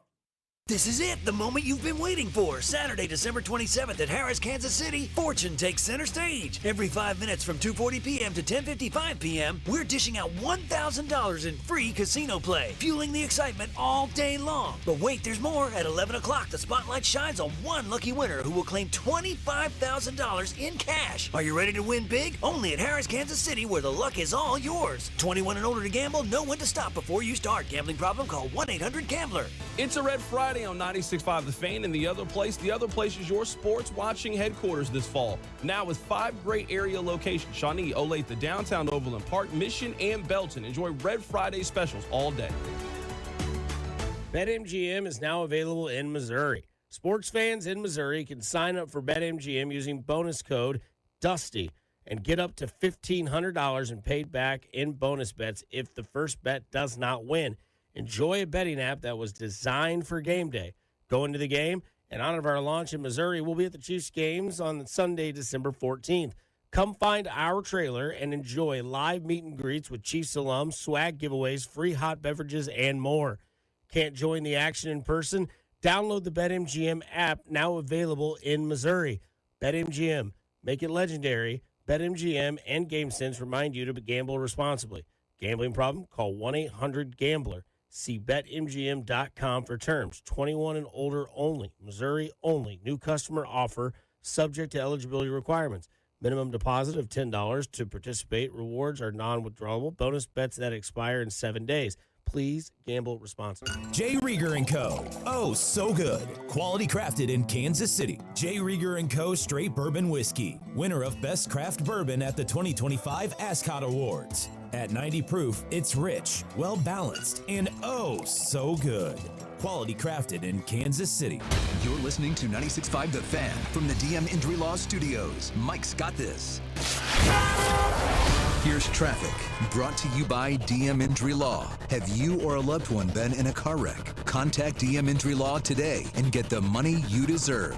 Car wreck? Remember, Mike's got this. We do have that crash still working in Overland Park. Scoot to the left through here. 2 right lanes are blocked. 35 southbound as you approach 75th. Downtown KC, that's a stall. Big backup. 71 northbound as you approach 22nd. Left lane blocked. I'm Val with traffic on 96.5 The Fan. It's time for game predictions, brought to you by Bet365. The gateway to big wins is coming soon to Missouri with Bet365. All right, before we get out of here, let's go through the odds for the major games this weekend. Rob, the Bills, they are 1.5-point favorites on the road against the New England Patriots. If you're looking at it through the money line, the Bills are minus 118. The Patriots are even money, plus 100. What side are you on? Are you taking the Bills or the Patriots? I'm taking the New England Patriots. Now, I assume you're taking the Patriots as well because you are financially invested in the Patriots. I am taking the Patriots at home. But all week you've been telling me this playoff's about the Bills. Playoffs about the Bills. Playoffs about the Bills. This is a playoff game for the Bills. I know it's not January yet. I know it's not the literal, win or go home. But this has playoff vibes for Buffalo. They just have a chance to really assert themselves and do what you and Nick Wright and others are saying in the AFC. But I'm taking the Patriots for the simple reason. They're the best team in the conference. And I think Drake May, Speck has said this in meetings. I've heard people say this before. Usually people have to wait your turn. I think Drake May is skipping the line. I think he was a top 5 pick who in the second year as a starter is becoming the MVP. That is a story that we saw with Josh Allen. That's a story we saw with Lamar Jackson. That's a story we've seen with Patrick Mahomes. I'm not saying he's as good as those guys, but I think in the next 2 to 3 years, we're not going to be talking about the big 3 of quarterbacks in the AFC. We'll be talking about the big 4 because Drake May is that special. Mike Vrabel is a better coach than Sean McDermott. So I like New England in this game, and I like New England to be in the Super Bowl in about a month. And I know you feel the same way because you're financially backing that decision. Yeah, at least to me when it comes to Buffalo, I kind of got to see them go on the road and kind of show that level of toughness. I mean, they went on the road, they lost to Atlanta. They went on the road and got blown out by Miami. They went on the road and lost to Houston. I kind of need them to show me that level of toughness. This is their last opportunity to show that heading into the postseason. They lost to this team earlier in the year. I'm with you. I think New England has been the most consistent team in the National Football League. I'm going to take them at home if you're going to give me plus money with the New England Patriots. Moving to the other marquee games that we have coming up on Sunday in the National Football League, we've got a really important one between the Packers and the Broncos. The Packers are a 2.5-point road favorite. It's minus 136 on the money line for Green Bay and plus 116 for the Denver Broncos. Who do you like in that one? I like Green Bay.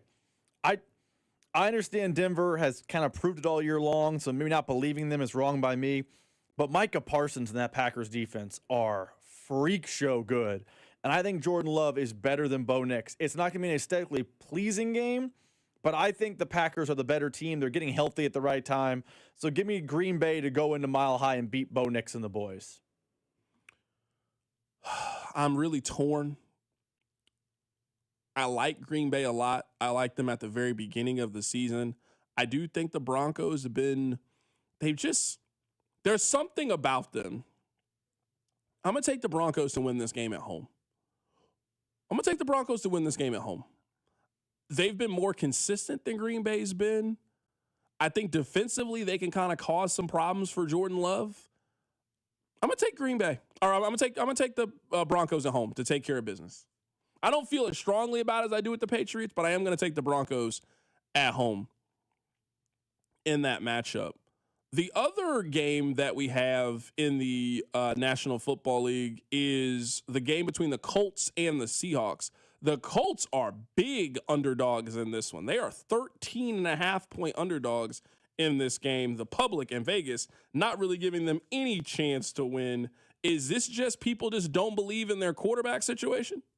I mean, right now they haven't announced a starter, and it's going to be Phillip Rivers. It's going to be Phillip Rivers, not Rivers, who's 44 years old, or it'll be Sam Ehlinger, who's not, or Riley Leonard, who's broken. So. And you know I've been a Seahawks believer all year long, so I think the Seahawks roll. I'd love to see Phillip Rivers do something cool, but I don't think that's what's going to happen. We got Lions and Rams. Jared Goff going back to L.A. this weekend. The Lions are plus 5.5-point dogs in this game. I like the Lions to go on the road and win this game. Really? I like the Lions. We should talk about this before the music started playing. I like the Rams. I think the Rams starting to flex to the best team in the NFC. Yeah, I kind of think the Lions are starting to kind of figure some things out, and they're kind of turning around. Like, they're just as confusing as I think the Packers are on a game-by-game, week-by-week basis. They lose to Green Bay, and then they handle the Dallas Cowboys. They got a really difficult stretch the rest of the way. The Lions play the Rams, Steelers, and the Bears down the stretch. We had a lot of fun today. Hopefully you guys did as well. We'll recap everything that happened this weekend on Monday, but until then, I'll let Daniel Craig take you home. Ladies and gentlemen, the weekend.